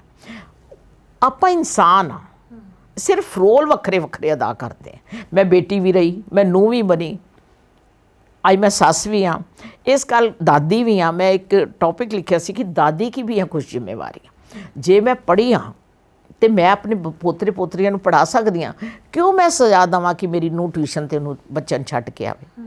ਮੈਂ ਆਪਣੇ ਬੱਚਿਆਂ ਨੂੰ ਖੁਦ ਪੜ੍ਹਾਉਂਦੀ ਹਾਂ, ਮੈਂ ਆਪਣੀ ਗ੍ਰੈਂਡ ਡਾਟਰ ਨੂੰ ਵੀ ਪੜ੍ਹਾਇਆ, ਕਿਉਂਕਿ ਪੜ੍ਹਾਉਂਦੀ ਉਹ ਵੀ ਹੈ, ਪਰ ਮੈਨੂੰ ਪੜ੍ਹਾਉਣ 'ਚ ਬਹੁਤ ਆਨੰਦ ਆਉਂਦਾ। ਮੈਨੂੰ ਲੱਗਦਾ ਕਿ ਇੱਕ ਤਾਂ ਮੇਰੀ ਉਹਨਾਂ ਨਾਲ ਇੰਟਰੈਕਸ਼ਨ ਬਣਦੀ ਹੈ, ਉਹ ਮੇਰੇ ਨਾਲ ਜੁੜੇ ਰਹਿੰਦੇ ਨੇ। ਜੇ ਉਹ ਪੜ੍ਹਾਏਗੀ, ਪਹਿਲੇ ਉਹ ਸਕੂਲ ਗਏ, ਫਿਰ ਉਹ ਘਰ ਆਏ, ਫਿਰ ਉਹਨੇ ਟਿਊਸ਼ਨ 'ਤੇ ਚਲੇ ਗਏ, ਉਹਨੇ ਮੇਰੇ ਨਾਲ ਉਹ ਘੱਟ ਬੈਠਣਗੇ। ਪਰ ਜੇ 2 ਘੰਟੇ ਅਸੀਂ ਪੜ੍ਹਾਵਾਂਗੇ ਤਾਂ ਸਾਡਾ ਜਿਹੜਾ ਆਪਸੀ ਨਿੱਘ ਹੈ, ਆਪਸੀ ਜੋੜ ਹੈ, ਉਹ ਜ਼ਿਆਦਾ ਵਧੇ। ਸੋ ਲੋਕ ਬਹੁਤ ਇਸ ਚੀਜ਼ਾਂ ਤੋਂ ਮਤਲਬ ਮੈਨੂੰ ਲੱਗਦਾ ਹੈ ਕਿ ਦੂਰ ਰਹਿਣਾ ਚਾਹੁੰਦੇ ਨੇ ਕਿ ਨਹੀਂ ਅਸੀਂ ਆਪਣਾ ਟਾਈਮ ਕੱਢ ਲਿਆ, ਹੁਣ ਇਹਨਾਂ ਦੇ ਨਹੀਂ। ਇਹ ਤੁਹਾਡਾ ਪਰਿਵਾਰ ਹੈ, ਇਹਦੇ ਨਾਲ ਸਮਾਜ ਬਣਦਾ। ਅਤੇ ਜੇ ਤੁਸੀਂ ਪਰਿਵਾਰ ਦੇ ਵਿੱਚ ਇੱਦਾਂ ਦਾ ਕੰਮ ਕਰੋਗੇ ਤਾਂ ਬਹੁਤ ਸਾਰੇ ਲੋਕ ਤੁਹਾਡੇ ਕੋਲ ਸਿੱਖਣਗੇ। ਤੁਹਾਡੀ ਗੱਲਬਾਤ ਸੁਣ ਕੇ ਮੈਨੂੰ ਲੱਗਦਾ ਹੈ ਕਿ ਵਾਕਈ ਬਹੁਤ ਸਾਰੀਆਂ ਜਨਾਨੀਆਂ ਇਹ ਚੀਜ਼ ਸੋਚਣਗੀਆਂ ਕਿ ਪੜ੍ਹਾਈ ਲਿਖਾਈ ਦਾ ਮਤਲਬ ਵੀ ਇਹ ਜ਼ਰੂਰੀ ਨਹੀਂ ਹੈਗਾ ਕਿ ਤੁਸੀਂ ਲੋਕਾਂ ਨੂੰ ਸੈਟੀਸਫਾਈ ਕਰਨ ਲਈ, ਜੇ ਤੁਹਾਡਾ ਆਪਣਾ ਮਨ ਵੀ ਨਹੀਂ ਕਰ ਰਿਹਾ ਤਾਂ ਤੁਸੀਂ ਬਾਹਰ ਜਾ ਕੇ ਕੰਮ ਕਰੋ, ਹੈ ਨਾ। ਰੁਪਿੰਦਰ ਜੀ, ਜਿੱਦਣ ਲੋਕਾਂ ਨੂੰ ਇਹ ਸਮਝ ਲੱਗ ਜਾਏ ਨਾ ਕਿ ਐਜੂਕੇਸ਼ਨ ਦਾ ਮਤਲਬ ਸਿਰਫ ਕਮਾਉਣਾ ਨਹੀਂ ਹੈ, ਐਜੂਕੇਸ਼ਨ ਦਾ ਮਤਲਬ ਇੱਕ ਅੱਛਾ ਇਨਸਾਨ ਬਣਨਾ ਹੈ, ਇੱਕ ਗਿਆਨ ਪ੍ਰਾਪਤ ਕਰਨਾ ਹੈ, ਨੌਲੇਜ ਲੈਣਾ ਹੈ। ਅਸੀਂ ਇਹਨੂੰ ਇੱਕ ਪ੍ਰੋਫੈਸ਼ਨ ਬਣਾ ਲਿਆ ਕਿ ਬਹੁਤ ਸਾਰਿਆਂ ਨੂੰ ਆਪਾਂ ਬੱਚਿਆਂ ਨੂੰ ਵੀ ਕਹਿ ਦਿੰਦੇ ਹਾਂ। ਇੱਕ ਅਸੀਂ ਬੱਚੇ ਨੂੰ ਅੱਜ ਕੱਲ੍ਹ ਪ੍ਰੈਸ਼ਰਾਈਜ਼ ਕਰਦੇ। ਇੱਕ ਤਾਂ ਉਹਨਾਂ ਦੇ ਮੈਨੂੰ ਆਪਣੇ ਟਾਈਮ ਦੇ ਵਿੱਚ 6ਵੀਂ ਦੇ ਵਿੱਚ ਇੰਗਲਿਸ਼ ਲੱਗੀ ਸੀ ਅਤੇ ਮੈਨੂੰ 2 ਹੀ ਐਪਲੀਕੇਸ਼ਨ ਸੀ, ਸਿਕ ਲੀਵ ਅਤੇ ਅਰਜੈਂਟ ਪੀਸ ਆਫ ਵਰਕ, 2 ਹੀ ਸੀਗੀਆਂ। ਹੁਣ ਅੱਜ ਤੁਸੀਂ ਮੈਂ ਪੜ੍ਹਾਉਂਦੀ ਜਦੋਂ ਬੱਚਿਆਂ ਨੂੰ, ਅਤੇ ਕਈ ਵਾਰੀ ਮੈਨੂੰ ਵੀ ਨੈੱਟ ਤੋਂ ਚੀਜ਼ਾਂ ਦੇਖ, ਔਰ ਮੇਰੇ ਬੱਚਿਆਂ ਦੀ, ਮੈਂ ਸੱਚ ਪੁੱਛੋ, ਮੇਰੇ ਗ੍ਰੈਂਡਸਨ ਦੀ ਮੇਰੇ ਨਾਲ ਪ੍ਰੋਨਾਂਸੀਏਸ਼ਨ ਅੱਛੀ ਹੈ। ਉਹ ਤੋਂ ਮੈਨੂੰ ਖੁਸ਼ੀ ਹੁੰਦੀ ਹੈ ਕਿ ਇਹਨਾਂ ਦੀ ਕਿਉਂਕਿ ਅਸੀਂ ਜਿਹੜੀਆਂ ਚੀਜ਼ਾਂ 6ਵੀਂ ਸਿੱਖੀਆਂ ਉਹ 6 ਸਾਲ ਦੇ ਉਮਰ 'ਚ ਸਿੱਖ ਰਹੇ। ਪਰ ਸਵਾਲ ਇਹ ਹੈ ਕਿ ਥੋੜ੍ਹਾ ਜਿਹਾ ਓਵਰਬਰਡਨ ਚੱਲ ਰਿਹਾ, ਕਿਉਂਕਿ ਬੱਚਿਆਂ ਨੂੰ ਅਸੀਂ ਵਾਰਮ ਆਊਟ ਕਰਨ ਲਈ ਤਿਆਰ ਕਰ ਰਹੇ ਹਾਂ, ਅੰਡਰਸਟੈਂਡਿੰਗ ਲਈ ਨਹੀਂ। ਪਰ ਉਹ ਕਹਿੰਦੇ ਸਮੇਂ ਦੇ ਨਾਲ ਚੱਲਣਾ ਤਾਂ ਪੈਂਦਾ ਅਤੇ ਚੱਲ ਵੀ ਰਹੇ ਹਾਂ। ਸੋ ਜੇ ਆਪਾਂ ਸੋਚ ਲਈਏ ਕਿ ਆਪਾਂ ਇੱਕ ਪਰਿਵਾਰ ਦਾ, ਮੈਂ ਹਮੇਸ਼ਾ ਥਾਣੇ 'ਚ ਕਹਿੰਦੀ ਹੁੰਦੀ ਸੀ ਕਿ ਜੇ ਘਰ ਦੀ ਮਹਿਲਾ, ਹੈਡ ਫੀਮੇਲ ਅਕਲਮੰਦ ਹੋਵੇ ਤਾਂ ਉਹ ਘਰ ਹਮੇਸ਼ਾ ਜੁੜਿਆ ਰਹਿੰਦਾ, ਕਿਉਂਕਿ ਉਸ ਔਰਤ ਨੂੰ ਹੀ ਪਤਾ ਹੈ ਕਿ ਮੈਂ ਨੂੰਹ ਨਾਲ ਕਿੱਦਾਂ ਕਰਨਾ, ਮੈਂ ਧੀ ਨਾਲ ਕਿੱਦਾਂ ਕਰਨਾ, ਮੈਂ ਦਰਾਣੀ ਨਾਲ ਕਿੱਦਾਂ ਕਰਨਾ, ਮੈਂ ਜਠਾਣੀ ਨਾਲ, ਈਵਨ ਮੈਂ ਆਪਣੀ ਸੱਸ ਨਾਲ ਵੀ ਕਿੱਦਾਂ ਕਰਨਾ। ਸਾਡੀ ਆਪਣੇ ਜਦੋਂ ਅਸੀਂ ਸੱਸ ਬਣੇ ਤਾਂ ਸਾਡੀ ਡੈਫੀਨੇਸ਼ਨ ਬਦਲ ਗਈ। ਜਦੋਂ ਸਾਡੇ ਘਰ 'ਚ ਸੱਸ ਬੈਠੀ ਹੈ ਅਤੇ ਉਹਦੇ ਲਈ ਸਾਡੀਆਂ ਹੋਰ ਫੀਲਿੰਗ, ਜਦੋਂ ਇਹ ਸਮਝ ਆ ਜਾਏ ਕਿ ਇਹ ਇਨਸਾਨ ਨੇ ਸਾਰੇ, ਸਿਰਫ ਸਾਨੂੰ ਪਾਰਟ ਜਿਹੜੇ ਆ ਉਹ ਅਲੱਗ-ਅਲੱਗ ਅਦਾ ਕਰਨੇ ਪੈਂਦੇ, ਕਿਉਂਕਿ ਆਦਮੀ ਦੀ ਨੇਚਰ ਤਾਂ ਇੱਕੋ ਹੁੰਦੀ। ਕਹਿੰਦੇ ਕਿ ਇੱਕ ਅੱਛੀ ਧੀ ਹੀ ਇੱਕ ਅੱਛੀ ਨੂੰਹ ਬਣ ਸਕਦੀ। ਬਿਲਕੁਲ। ਤੁਸੀਂ ਆਪਣੀ ਜ਼ਿੰਦਗੀ ਤੋਂ ਜੋ ਕਰ ਰਹੇ ਹੋ ਹੁਣ ਤੱਕ, ਹੈ ਨਾ, ਸੰਤੁਸ਼ਟ ਹੋ ਸਾਰੀ ਚੀਜ਼? ਮੈਂ ਬਹੁਤ, ਤੁਸੀਂ ਮੰਨ ਸਕਦੇ ਹੋ, ਮੇਰੇ ਕੋਲ ਸ਼ਬਦ ਨਹੀਂ ਉਸ ਵਾਹਿਗੁਰੂ ਦਾ ਸ਼ੁਕਰਾਨਾ ਕਰਨ ਵਾਸਤੇ। ਮੈਂ ਇੱਧਰ ਜੋ ਮੈਂ ਸੋਚਿਆ ਕਿ ਅੱਜ ਸੋਚਿਆ ਕਿ ਇਸ ਕਾਲਜ 'ਚ ਨਹੀਂ, ਤਾਂ ਮੈਨੂੰ ਘੰਟੇ ਬਾਅਦ ਉੱਥੋਂ ਕਾਲ ਆ ਜਾਂਦੀ ਹੈ। ਮੈਂ ਕਹਿੰਦੀ ਹੇ ਪਰਮਾਤਮਾ, ਤੂੰ ਸੁਣ ਲਿਆ। ਇੱਕ ਪ੍ਰੋਗਰਾਮ ਹੋ ਰਿਹਾ ਸੀ ਅੱਜ ਤੋਂ 10 ਸਾਲ ਪਹਿਲੇ ਸਾਡੇ ਇੱਥੇ, ਬਹੁਤ ਅੱਛਾ ਇੱਕ ਪ੍ਰੋਗਰਾਮ ਹੁੰਦਾ ਕਦੀ ਮੌਕਾ, ਪੰਜਾਬੀ ਮਾਂ ਬੋਲੀ 'ਤੇ, ਜਿਹਦੇ 'ਚ ਬਹੁਤ ਅੱਛੇ ਸਿੰਗਰਸ ਅਲੱਗ-ਅਲੱਗ ਸਾਰੇ, ਸਤਿੰਦਰ ਸੱਤੀ, ਗੁਰਦਾਸ ਮਾਨ ਜੀ, ਮਤਲਬ ਬਹੁਤ ਟੌਪ ਦੇ ਸਿੰਗਰ ਨਾ ਆ ਕੇ ਗਾਉਂਦੇ ਨੇ ਅਤੇ ਮਾਂ ਬੋਲੀ 'ਤੇ। ਅਤੇ ਇਹ 10 ਸਾਲ ਪਹਿਲੇ ਦੀ ਗੱਲ ਹੈ। ਉਦੋਂ ਸਮਾਜ ਦੇ ਵਿੱਚ ਚੰਗੀ ਤਰ੍ਹਾਂ ਵਿਚਰਨਾ ਸ਼ੁਰੂ ਕਰ ਦਿੱਤਾ ਸੀ। ਮੈਂ ਇਸ ਤਰ੍ਹਾਂ ਨੀਚੇ ਬੈਠੀ ਸੀ ਅਤੇ ਇੱਕ ਹੀ ਲੇਡੀ ਉੱਪਰ ਬੈਠੀ ਸੀ, ਉੱਥੋਂ ਦੀ ਮਸ਼ਹੂਰ ਡਾਕਟਰ ਸੁਸ਼ੀਲਾ ਚਾਵਲਾ, ਪਰ ਹੁਣ ਅਸੀਂ ਬਹੁਤ ਗੁੱਡ ਫਰੈਂਡਸ ਹਾਂ। ਜੋ ਬੈਠੇ ਅਤੇ ਮੈਂ ਆਪਣੇ ਮਨ 'ਚ ਸੋਚਿਆ ਕਿ ਪ੍ਰਵੀਨ, ਉਹ ਸਟੇਜ 'ਤੇ ਪਹੁੰਚਣ ਲਈ 1 ਸਾਲ ਹੋਰ ਲੱਗੇਗਾ। ਬਸ ਅਜੇ ਸੋਚਿਆ ਹੀ ਸੀ ਅਤੇ ਜਿਹੜੇ ਬੋਲ ਰਹੇ ਸੀਗੇ ਉਹਨਾਂ ਕਿਹਾ ਕਿ ਅਬਰੋਲ ਮੈਮ ਉੱਪਰ ਆ ਜਾ। ਹਾਂਜੀ। ਮੈਂ ਉਸ ਪਰਮਾਤਮਾ ਦੀ ਕਿੰਨੀ ਕੁ ਦੇਣਦਾਰ ਸੀ ਕਿ ਮੈਂ ਅਜੇ ਸਿਰਫ ਸੋਚਿਆ, ਔਰ ਉਸ ਤੋਂ ਬਾਅਦ ਤਕਰੀਬਨ ਸਾਰਿਆਂ ਨੇ ਹੱਸਣਾ ਕਿ ਮੈਮ ਤੁਸੀਂ ਤਾਂ ਉੱਪਰ ਜਾਣਾ ਹੀ ਜਾਣਾ। ਇੱਕ ਮੈਂ ਹੀ ਸੀ ਜਿਹੜੀ ਉਸ ਸਟੇਜ 'ਤੇ ਬੈਠਦੀ ਸੀ, ਚਾਹੇ ਕਿੰਨੇ ਵੀ ਉੱਥੇ, ਚਾਹੇ ਮਨਿਸਟਰ, ਸਿੰਗਰ, ਸਾਰੇ ਆਉਂਦੇ ਰਹੇ। ਅਤੇ ਮੈਂ ਸੋਚਦੀ ਸੀ ਕਿ ਇਹ ਉਪਲਬਧੀ ਤਦ ਮਿਲੀ ਜੇ ਮੈਂ ਆਪਣੇ ਆਪ ਤੋਂ ਹਟ ਕੇ ਕੁਛ ਲੋਕਾਂ ਵਾਸਤੇ ਕੀਤਾ। ਜੇ ਮੈਂ ਆਪਣੇ ਵਾਸਤੇ ਤਾਂ ਸਾਰੇ ਕੋਈ ਕਰਦੇ ਆ, ਜਦੋਂ ਕੋਈ ਕਿਸੇ ਵਾਸਤੇ ਕਰਦਾ ਜੋ ਉਹਦੀ ਦੁਆ ਨਿਕਲਦੀ ਹੈ। ਕਹਿੰਦੇ ਕਿ ਇੱਕ ਜਦੋਂ ਮੈਂ ਇੱਥੋਂ ਸ਼ਿਫਟ ਕਰਨ ਲੱਗੀ, ਆਪਣੇ, ਮੈਂ ਤੁਹਾਨੂੰ ਦੱਸਿਆ ਆਪਣੇ ਬ੍ਰਦਰ ਨਾਲ ਰਹਿੰਦੀ ਸੀ ਅਤੇ ਅਸੀਂ ਇੱਕ ਹੋਰ ਮਕਾਨ 'ਚ ਸਾਨੂੰ ਸ਼ਿਫਟ ਕਰਨਾ ਪਿਆ। ਅਤੇ ਮੇਰੀ ਜਿਹੜੀ ਵਰਕਰ ਸੀ, ਹੈਲਪਰ, ਕਹਿਣ ਲੱਗੀ ਕਿ ਮੈਂ ਇੱਕ ਸੁਖਨਾ ਸੁਖਦੀ ਹਾਂ ਕਿ ਤੁਸੀਂ ਦੁਬਾਰਾ ਸੈਂਟਰ ਟਾਊਨ 'ਚ ਆਓ ਅਤੇ ਮੈਂ ਹੀ ਤੁਹਾਡਾ ਕੰਮ ਕਰਾਂ। ਮੈਂ ਆਪਣੇ ਭੈਣ ਜੀ ਨੂੰ ਦੱਸਿਆ, ਉਹ ਵੀ ਨਾਲ ਰਹਿੰਦੇ ਸੀ। ਮੈਂ ਭੈਣ ਜੀ ਅੱਜ ਉਹਨੇ ਇਹ ਗੱਲ ਕਹੀ ਅਤੇ ਭੈਣ ਜੀ ਕਹਿੰਦੇ ਤੇ ਅਸੀਂ ਨਹੀਂ ਸੁੱਖਦੇ। ਮੈਂ ਭੈਣ ਜੀ ਤੁਸੀਂ ਭੈਣ ਭਰਾ ਹੋ, ਮੇਰਾ ਖੂਨ ਹੋ, ਉਹਦਾ ਤਾਂ ਇਹਦੇ ਨਾਲ ਕੋਈ ਲੈਣਾ ਦੇਣਾ ਨਹੀਂ। ਔਰ ਰੁਪਿੰਦਰ ਕਿਹੜੇ ਵੇਲੇ ਉਸਨੇ ਗੱਲ ਕਹੀ ਸੀ ਕਿ ਮੈਨੂੰ ਫਿਰ ਸੈਂਟਰ ਟਾਊਨ 'ਚ ਹੀ ਆਉਣਾ ਪਿਆ। ਉਹਦੀ ਵੀ ਪਰਮਾਤਮਾ ਨੇ ਸੁਣੀ ਔਰ ਉਹਨੇ ਫਿਰ ਵੀ 10 ਸਾਲ ਮੇਰਾ ਕੰਮ ਕੀਤਾ। 5 ਸਾਲ ਉਹਦੀ ਇੱਕ ਬੇਟੀ ਨੇ ਕੀਤਾ, 5 ਸਾਲ ਉਹਦੀ ਇੱਕ ਬੇਟੀ ਨੇ ਕੀਤਾ ਔਰ ਫਿਰ ਮੈਂ ਆਪਣੀ ਹੱਥੀਂ ਦੋਨਾਂ ਬੇਟੀਆਂ ਦੀ ਜੋ ਵੀ ਮੈਂ ਵੱਧ ਤੋਂ ਵੱਧ ਕਰ ਸਕਦੀ ਸੀ। ਔਰ ਉਹਦਾ ਨਤੀਜਾ ਜੇ ਹੋਇਆ ਕਿ ਕਿਸੇ ਟਾਈਮ ਮੇਰੀ ਬੇਟੀ ਕਹਿੰਦੀ ਹੁੰਦੀ ਸੀ ਮੰਮਾ ਅੱਜ ਰਾਤੀ ਅਸੀਂ ਆਉਣਾ ਹੈ, ਅਤੇ ਮੈਂ ਕਹਿੰਦਾ ਬੇਟੇ ਕੀ ਬਣਾਓ? ਨਹੀਂ ਮੰਮਾ ਰੋਟੀ ਅਸੀਂ ਰਸਤੇ 'ਚੋਂ ਖਾ ਕੇ ਆਵਾਂਗੇ। ਜਦੋਂ ਆਉਣਾ ਤਾਂ ਪੁੱਛਣਾ ਬੇਟੇ ਕਿੰਨੇ ਪੈਸੇ ਲਾਏ? ਮੰਮੀ ਕੁਛ ਨਹੀਂ 4200 ਰੁਪਇਆ ਲੱਗਾ। ਅਤੇ ਮੈਂ ਕਹਿਣਾ ਬੇਟੇ ਜੇ 1200 ਰੁਪਏ 'ਚ ਬਹੁਤ ਅੱਛਾ ਸਮਾਨ ਘਰ ਮੰਗਾ ਲੈਂਦੇ ਤਾਂ 3000 ਰੁਪਇਆ ਬਚ ਜਾਂਦਾ ਅਤੇ ਮੇਰੀ 300 ਕਾਪੀ ਆ ਜਾਂਦੀ। 10 ਰੁਪਏ ਦੀ ਇੱਕ ਕਾਪੀ ਉਦੋਂ ਮਿਲ ਜਾਂਦੀ, 3-4 ਸਾਲ ਦੀ ਗੱਲ ਹੈ, ਅਤੇ 300 ਬੱਚੇ ਨੂੰ ਮੈਂ ਕਾਪੀਆਂ ਦੇ ਸਕਦੀ ਸੀ ਇੱਕ ਮਹੀਨਾ ਲਿਖਣ ਵਾਸਤੇ। ਪਤਾ ਨਹੀਂ ਜੀ ਉਸ 'ਤੇ ਕੀ ਅਸਰ ਹੋਇਆ। ਕਰੋਨਾ ਦੇ ਟਾਈਮ 'ਚ ਮੈਨੂੰ ਫੋਨ ਆਉਣੇ ਸ਼ੁਰੂ ਹੋਏ ਕਿ ਮੈਮ ਬੜਾ ਮੁਸ਼ਕਿਲ ਹੈ, ਤੁਸੀਂ ਤਾਂ ਘਰ ਬਹਿ ਗਏ, ਅਸੀਂ ਕਿੱਦਾਂ ਕਰੀਏ? ਅਤੇ ਅਸੀਂ ਇੱਕ ਗਰੁੱਪ ਬਣਾਇਆ, ਮੈਂ ਔਰ ਮੇਰੀ ਬੇਟੀ ਨੇ, United Queen group moms and kids. ਇਸ ਵੇਲੇ ਉਹ 'ਚ 11000 ਤੋਂ ਜ਼ਿਆਦਾ ਮੈਂਬਰ ਨੇ। ਉਹਦੀ ਐਡਮਿਨ ਹੈ, MCA ਮੈਂ ਤੁਹਾਨੂੰ ਦੱਸਿਆ ਮੇਰੀ ਬੇਟੀ ਆਸਥਾ ਬਰੋਲ। ਔਰ ਉਸ ਨੇ ਉਸ ਕਲੱਬ 'ਚੋਂ ਅਸੀਂ ਮੈਂਬਰ ਚੁਣ ਕੇ ਅਸੀਂ helping hand to spread smile ਵਾਸਤੇ ਥੋੜ੍ਹਾ ਜਿਹਾ ਅਮਾਊਂਟ ਇਕੱਠਾ ਕਰਨਾ ਸ਼ੁਰੂ ਕੀਤਾ, ਜਿਹਦੇ 'ਚ ਅਸੀਂ ਕਰੋਨਾ 'ਚ ਘਰ ਘਰ ਜਾ ਕੇ ਖਾਣਾ ਵੰਡਿਆ। ਹੁਣ ਉਹਦੀ ਇੱਕੋ ਖਾਸ਼ ਹੈ ਕਿ ਮੈਂ ਇੱਕ ਫ੍ਰੀ ਲੰਗਰ ਸੇਵਾ ਸ਼ੁਰੂ ਕਰਨੀ ਹੈ, ਜਿਹਦੇ 'ਚ ਬਹੁਤ ਸਾਰੇ ਮਜ਼ਦੂਰ ਨੇ, ਥੱਕੇ ਟੁੱਟੇ ਜਾਂ ਕੋਈ ਹੈਂਡੀਕੈਪ ਨੇ, ਰੋਟੀ ਨਹੀਂ ਖਾ ਸਕਦੇ। ਉਸ ਦੇ ਨਾਲ ਅਸੀਂ ਬੇਟੀਆਂ ਨੂੰ ਸ਼ਾਦੀ ਕੀਤੀ, ਕਈ ਬਹੁਤ ਪਰ ਇੱਕ ਚੀਜ਼ ਹੈ, ਪਹਿਲੇ ਅਸੀਂ ਉਹਦੀ ਪੂਰੀ ਇਨਵੈਸਟੀਗੇਸ਼ਨ ਕਰਨੀ ਹੈ ਕਿ ਵਾਕਈ ਉਹ ਡਿਜ਼ਰਵਿੰਗ ਹੈ ਲੜਕੀ, ਜਾਂ ਕਦੇ ਕਿਸੇ ਦੇ ਘਰ ਗਏ ਤਾਂ ਉਹਦੇ ਘਰ ਅੱਗ ਹੀ ਲੱਗ ਗਈ ਸੀ, ਸਾਰੇ ਸਮਾਨ ਨੂੰ ਕੋਈ ਸੜਿਆ ਹੋਇਆ ਸੀ ਕੁਝ। ਜੇ ਹੌਸਪੀਟਲ ਹੈ ਤਾਂ ਅਸੀਂ ਉਸ ਹੌਸਪੀਟਲ 'ਚ ਵੀ ਜਾ ਕੇ ਜੇ ਪੇਸ਼ੈਂਟ ਨੂੰ ਦੇਣੇ ਤਾਂ ਪਹਿਲੇ ਚੈੱਕ ਕਰਦੇ ਹਾਂ ਕਿ ਉਹ ਠੀਕ ਹੈ, ਉਹ ਡਿਜ਼ਰਵਿੰਗ ਹੈ। ਉਹ ਦੇਖੋ ਕਿ ਇਹ ਸੰਸਕਾਰਾਂ ਦਾ ਅਸਰ ਅੱਗੋਂ ਚਲਾ ਗਿਆ ਕਿ ਅੱਜ ਉਹ ਲੜਕੀ 11000 ਮੈਂਬਰ ਦੇ ਨਾਲ ਅੱਗੇ ਵਧ ਰਹੀ। ਸੋ ਜੇ ਤੁਸੀਂ ਚੰਗਾ ਬੀਜ ਬੋਜੋਗੇ ਤੁਹਾਨੂੰ ਫਲ ਵੀ ਮਿੱਠੇ ਲੱਗਣਗੇ। ਨਹੀਂ, ਸ਼ੁਕਰੀਆ ਤੁਹਾਡਾ। ਬਹੁਤ ਸਮਾਂ ਆਪਾਂ ਗੱਲਾਂ ਬਾਤਾਂ ਕੀਤੀਆਂ ਨੇ ਨਾ, ਪਰ ਬਹੁਤ ਸ਼ਾਨਦਾਰ ਇਹ ਇੱਕ ਤਜਰਬਾ ਹੈ ਜ਼ਿੰਦਗੀ ਦਾ ਕਿ ਕਈ ਵਾਰੀ ਅਸੀਂ ਕਹਿ ਦਿੰਦੇ ਹਾਂ ਜਦੋਂ ਬੱਚੇ ਵਿਆਹ ਕੇ, ਤਾਂ ਖਾਸ ਕਰਕੇ ਅਸੀਂ ਕਹਿੰਦੇ ਕਿ ਜ਼ਿੰਮੇਵਾਰੀਆਂ ਤੋਂ ਅਸੀਂ ਹੁਣ ਫੁਰਸਤ ਦੇ ਪਲਾਂ 'ਚ ਆ ਗਏ ਹਾਂ, ਹੈ ਨਾ। ਪਰ ਉੱਥੋਂ ਤੁਸੀਂ ਉਸ ਵਕਤ ਤੋਂ ਚੁਣਿਆ ਕਿ ਹੁਣ ਮੇਰੀ ਜ਼ਿੰਦਗੀ ਦਾ ਅਸਲੀ ਮਕਸਦ ਆ ਜਿਹੜਾ ਕੀ ਹੈ। ਅਤੇ ਮੈਨੂੰ ਲੱਗਦਾ ਕਿ ਬਹੁਤ ਸਾਰੀਆਂ ਹੋਰ ਜਨਾਨੀਆਂ ਨੂੰ ਵੀ ਇਸ ਚੀਜ਼ ਤੋਂ ਮੈਨੂੰ ਹੁਣ ਉਹ ਜਿਹੜੀਆਂ ਭੈਣਾਂ ਭਰਾ ਮੈਨੂੰ ਗੱਲਾਂ ਕਰਦੇ ਹੁੰਦੇ ਸੀ, ਉਹ ਹੁਣ ਮੇਰੇ ਕੋਲ ਹੈਲਪ ਮੰਗਦੇ ਨੇ। ਬਿਲਕੁਲ ਕਿ ਆਹ ਪ੍ਰੋਬਲਮ ਹੈ ਸਾਡੀ, ਜਾਂ ਕਿਸ ਦਾ ਮੋਬਾਈਲ ਗੁਆਚ ਗਿਆ, ਪ੍ਰਵੀਨ ਜਰਾ ਠਾਣੇ ਗਏਗੀ, ਜਾਂ ਅੱਜ ਆਹ ਗੱਲ ਹੋ ਗਈ ਹੈ, ਕਿਸ ਹੈਲਪਲਾਈਨ 'ਤੇ ਮਤਲਬ ਕਾਲ ਕਰਨੀ ਹੈ। ਔਰ ਅੱਜ ਉਹ ਰਿਸ਼ਤੇਦਾਰ ਜੁੜਨੇ ਸ਼ੁਰੂ ਹੋ ਗਏ ਜਿਹੜੇ ਸ਼ਾਇਦ ਕਦੀ ਘੱਟ ਬੋਲਦੇ ਸੀ, ਹੁਣ ਉਹ ਪ੍ਰਾਊਡ ਫੀਲ ਕਰਨ ਲੱਗ ਪਏ ਆ ਕਿ ਮਤਲਬ ਕੱਲ੍ਹ ਹੀ ਮੈਂ ਕਿਸੇ ਜਗ੍ਹਾ 'ਤੇ ਗਈ ਅਤੇ ਉਹ ਕਹਿਣ ਲੱਗੇ ਆਓ ਇੱਕ ਫੋਟੋ ਖਿਚਾ ਲਈ, ਅਸੀਂ ਸਵੇਰੇ ਫੇਸਬੁੱਕ 'ਤੇ ਪਾਵਾਂਗੇ। ਸੋ ਮਤਲਬ ਮੈਂ ਕਹਿੰਦੀ ਇਨਸਾਨ ਸਭ ਕੁਝ ਕਰ ਸਕਦਾ ਹੈ, ਸਿਰਫ ਉਹ ਆਪਣੀਆਂ ਜ਼ਿੰਮੇਵਾਰੀਆਂ ਨੂੰ ਸਮਝੇ। ਕਦੀ ਵੀ ਆਪਣੀ ਨੂੰਹ ਨੂੰ ਇਹ ਡਾਊਨ ਕਰਨ ਦੀ ਕੋਸ਼ਿਸ਼ ਨਾ ਕਰੇ, ਮੈਂ ਤੇਰੇ ਨਾਲ ਜ਼ਿਆਦਾ ਪੜ੍ਹੀ ਲਿਖੀ ਹਾਂ, ਮੈਂ ਤੇਰੇ ਨਾਲ ਜ਼ਿਆਦਾ ਸਮਾਜ 'ਚ ਵਿਚਰਦੀ ਹਾਂ, ਮੈਂ ਇਹ ਕਰਦੀ ਨਹੀਂ। ਉਹ ਆਪਣੀ ਜਗ੍ਹਾ 'ਤੇ ਤੁਹਾਡੀ ਡਿਊਟੀਜ਼ ਦੇ ਰਹੀ ਹੈ, ਤੁਸੀਂ ਜੇ ਬਾਹਰ ਜਾ ਰਹੇ ਹੋ ਤਾਂ ਉਹਦੇ ਕਾਰਨ ਜਾ ਰਹੇ ਹੋ। ਇਹ ਭੁੱਲ ਜਾਂਦੇ ਹੋ ਕਿ ਤੁਸੀਂ ਇੱਕ ਘਰ ਬੰਦਾ ਸਿਕਿਉਰ ਛੱਡ ਕੇ ਗਏ ਤਾਂ ਬਾਹਰ ਜਾ ਰਹੇ ਹੋ। ਸੋ ਛੋਟੀਆਂ ਗੱਲਾਂ ਜੇ ਤੁਸੀਂ ਆਪਣੀ ਬੇਟੀ ਤੱਕ ਉਹਦੀ ਹਰ ਮਾੜੀ ਗੱਲ ਨਾ ਪਹੁੰਚਾਓ ਤਾਂ ਰਿਸ਼ਤੇ ਨਿੱਘੇ ਰਹਿਣਗੇ। ਮੈਨੂੰ ਲੱਗਦਾ ਸਵੇਰ ਤੋਂ ਇਹ ਸ਼ੁਰੂ ਹੋ ਜਾਂਦਾ ਹੈ ਕਿ ਮੰਮਾ ਉਹ ਕਹਾਂ ਹੈ, ਉੱਠੀ ਅਜੇ ਕਿ ਨਹੀਂ ਉੱਠੀ। ਇਹ ਚੀਜ਼ਾਂ ਨੇ ਸਮਾਜ ਨੂੰ ਬਹੁਤ ਜ਼ਿਆਦਾ ਡਿਸਟਰਬ ਕਰ ਦਿੱਤਾ। ਇਹਨਾਂ ਚੀਜ਼ਾਂ ਤੋਂ ਮੇਰੀ ਸਾਰਿਆਂ ਨੂੰ ਇਹ ਦੁਆ ਹੋਏਗੀ ਕਿ ਆਪਣੇ ਆਪਣੇ ਘਰਾਂ ਨੂੰ ਸੰਭਾਲੋ, ਜਿੱਥੇ ਉਹ ਗਈਆਂ ਨੇ ਉਹਨਾਂ ਨੂੰ ਵੀ ਚੰਗੀ ਸਿੱਖਿਆ ਦਿਓ ਕਿ ਜਿੱਦਾਂ ਤੇਰੀ ਮਾਂ ਨੂੰ ਤੈਨੂੰ ਚਾਹੀਦਾ ਹੈ ਕਿ ਠੰਡੀ ਹਵਾ ਆਵੇ, ਅਤੇ ਤੇਰੀ ਸੱਸ ਨੂੰ ਵੀ ਅੱਗੋਂ ਉਹਦੀ ਧੀ ਨੂੰ ਵੀ ਠੰਡੀ ਹਵਾ ਚਾਹੀਦੀ। ਅਸੀਂ ਇਹ ਭੁੱਲ ਜਾਂਦੇ, ਅਸੀਂ ਕਹਿੰਦੇ ਸਿਰਫ ਸਾਨੂੰ ਠੰਡੀ ਹਵਾ ਚਾਹੀਦੀ ਹੈ, ਬਾਕੀਆਂ ਨੂੰ ਜਿਹੜੀ ਮਰਜ਼ੀ ਜਾਵੇ।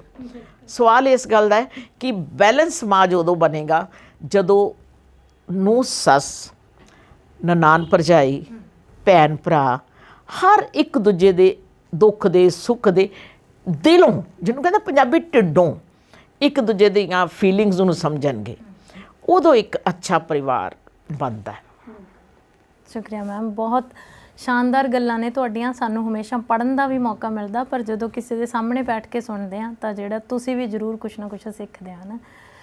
ਤੇ ਬਹੁਤ ਗੱਲਾਂ ਉਹਨਾਂ ਨੇ ਕੀਤੀਆਂ ਨੇ ਤੁਹਾਡੇ ਨਾਲ, ਮੇਰੇ ਨਾਲ ਕੀਤੀਆਂ, ਤੇ ਤੁਸੀਂ ਬਹੁਤ ਕੁਝ ਸਿੱਖ ਲਿਆ ਹੋਣਾ। ਪਰ ਫਿਰ ਵੀ ਮੈਂ ਇੱਕ ਵਾਰ ਇਹੀ ਕਹੂੰਗੀ ਕਿ ਅਸੀਂ ਜਨਾਨੀਆਂ ਬਹੁਤ ਬਹਾਨੇ ਲਾ ਲੈਂਦੇ ਹਾਂ ਕਿ ਮੈਂ ਕਾਮਯਾਬ ਨਹੀਂ ਹੋਈ ਤਾਂ ਫਲਾਣੇ ਬੰਦੇ ਨੇ ਮੈਨੂੰ ਕਾਮਯਾਬ ਨਹੀਂ ਹੋਣ ਦਿੱਤਾ। ਤੇ ਉਹਦੇ 'ਚ ਖਾਸ ਕਰਕੇ ਸਾਡਾ ਜਿਹੜਾ ਕਹਿਣ ਦਾ ਢੰਗ ਹੁੰਦਾ ਉਹ ਜ਼ਿਆਦਾਤਰ ਸਾਡੇ ਪਰਿਵਾਰ, ਸਾਡੇ ਘਰ ਵਾਲੇ ਜਾਂ ਸਾਡੇ ਸੱਸ ਸਹੁਰੇ ਲਈ ਹੁੰਦਾ। ਪਰ ਇਹਨਾਂ ਨੇ ਦੱਸਿਆ ਕਿ ਜ਼ਿੰਦਗੀ 'ਚ ਤੁਸੀਂ ਕਦੇ ਵੀ ਆਪਣੇ ਲਈ ਕੋਈ ਰਾਹ ਚੁਣ ਲੈਂਦੇ ਹੋ ਤਾਂ ਕਹਾਣੀ ਇਹਨਾਂ ਵਰਗੀ ਹੋ ਸਕਦੀ ਹੈ ਕਿ ਉਦੋਂ ਲੋਕ ਤੁਹਾਨੂੰ, ਜਿਵੇਂ ਇਹਨਾਂ ਨੂੰ, ਇਹਨਾਂ ਦੇ ਪਤੀ ਨੂੰ, ਇਹਨਾਂ ਦੇ ਬੱਚਿਆਂ ਨੂੰ ਇਹਨਾਂ ਦੇ ਨਾਂ ਨਾਲ ਜਾਣਦੇ ਨੇ, ਉਸ ਤਰੀਕੇ ਦਾ ਮੁਕਾਮ ਹੈ ਜਿਹੜਾ ਔਰਤਾਂ ਹਾਸਿਲ ਕਰ ਸਕਦੀਆਂ ਨੇ। ਤੇ ਇੱਕ ਚੀਜ਼ ਹੋਰ ਹੈ ਕਿ ਪੜ੍ਹੇ ਲਿਖੇ ਹੋਣ ਦਾ ਮਕਸਦ ਜਾਂ ਮਤਲਬ ਇਹ ਨਹੀਂ ਹੁੰਦਾ ਕਿ ਤੁਸੀਂ ਬਾਹਰ ਜਾਓਗੇ, ਕੰਮ ਕਰੋਗੇ, ਪੈਸਾ ਕਮਾਓਗੇ। ਕਦੇ ਕਦੇ ਪੜ੍ਹੇ ਲਿਖੇ ਹੋਣ ਦਾ ਮਤਲਬ ਇਹ ਵੀ ਹੋ ਸਕਦਾ ਹੈ ਕਿ ਤੁਸੀਂ ਨਾ ਕਮਾਓਗੇ ਜਿਵੇਂ ਉਹਨਾਂ ਨੇ ਕਮਾਇਆ। ਤੇ ਬਹੁਤ ਵਾਰੀ ਸਾਡਾ ਆਲਾ ਦੁਆਲਾ ਸਾਨੂੰ ਨਸੀਹਤਾਂ ਦਿੰਦਾ ਹੁੰਦਾ ਹੈ ਕਿ ਨਹੀਂ, ਸ਼ਾਇਦ ਤੇਰੀ ਪਹਿਚਾਣ ਮਰ ਜਾਏਗੀ। ਪਹਿਚਾਣ ਕਦੇ ਨਹੀਂ ਮਰਦੀ ਜੇ ਤੁਸੀਂ ਉਹਦੇ ਲਈ ਹੌਸਲਾ ਕਰਦੇ ਹੋ, ਘਰ ਤੋਂ ਬਾਹਰ ਨਿਕਲਦੇ ਹੋ। ਅੱਜ ਉਹ ਬਹੁਤ ਸਾਰੀਆਂ ਸੰਸਥਾਵਾਂ ਦੇ ਮੈਂਬਰ ਨੇ ਤੇ ਬਹੁਤ ਸਾਰੇ ਲੋਕ ਨੇ ਜਿਹੜੇ ਉਹਨਾਂ ਤੋਂ ਸਲਾਹ ਲੈਂਦੇ ਨੇ ਆਪਣਾ ਪਰਿਵਾਰ ਚਲਾਉਣ ਲਈ। ਉਹਨਾਂ ਦੇ ਭੈਣ ਭਰਾ ਫਖਰ ਕਰਦੇ ਨੇ। ਤੇ ਸਾਡੀਆਂ ਭੈਣਾਂ ਜਿਹੜੀਆਂ ਘਰ 'ਚ ਬੈਠੀਆਂ ਨੇ, ਜ਼ਰੂਰ ਉਹਨਾਂ ਦੇ ਅੰਦਰ ਵੀ ਕੋਈ ਨਾ ਕੋਈ ਹੁਨਰ ਹੋਊਗਾ। ਉਸ ਹੁਨਰ 'ਤੇ ਮਿਹਨਤ ਕਰੋ, ਪਰਿਵਾਰ ਲਈ ਜ਼ਿੰਮੇਵਾਰੀਆਂ ਨਿਭਾਓ। ਮੈਨੂੰ ਲੱਗਦਾ ਇੱਕ ਔਰਤ ਦਾ ਰੋਲ ਇਸ ਤੋਂ ਖੂਬਸੂਰਤ ਨਹੀਂ ਹੋ ਸਕਦਾ। ਅਗਲੀ ਵਾਰ ਫਿਰ ਤੋਂ ਕਿਸੇ ਸ਼ਖਸੀਅਤ ਨਾਲ ਮਿਲਾਂਗੇ। ਤਦ ਤੱਕ ਲਈ ਸਤਿ ਸ਼੍ਰੀ ਅਕਾਲ।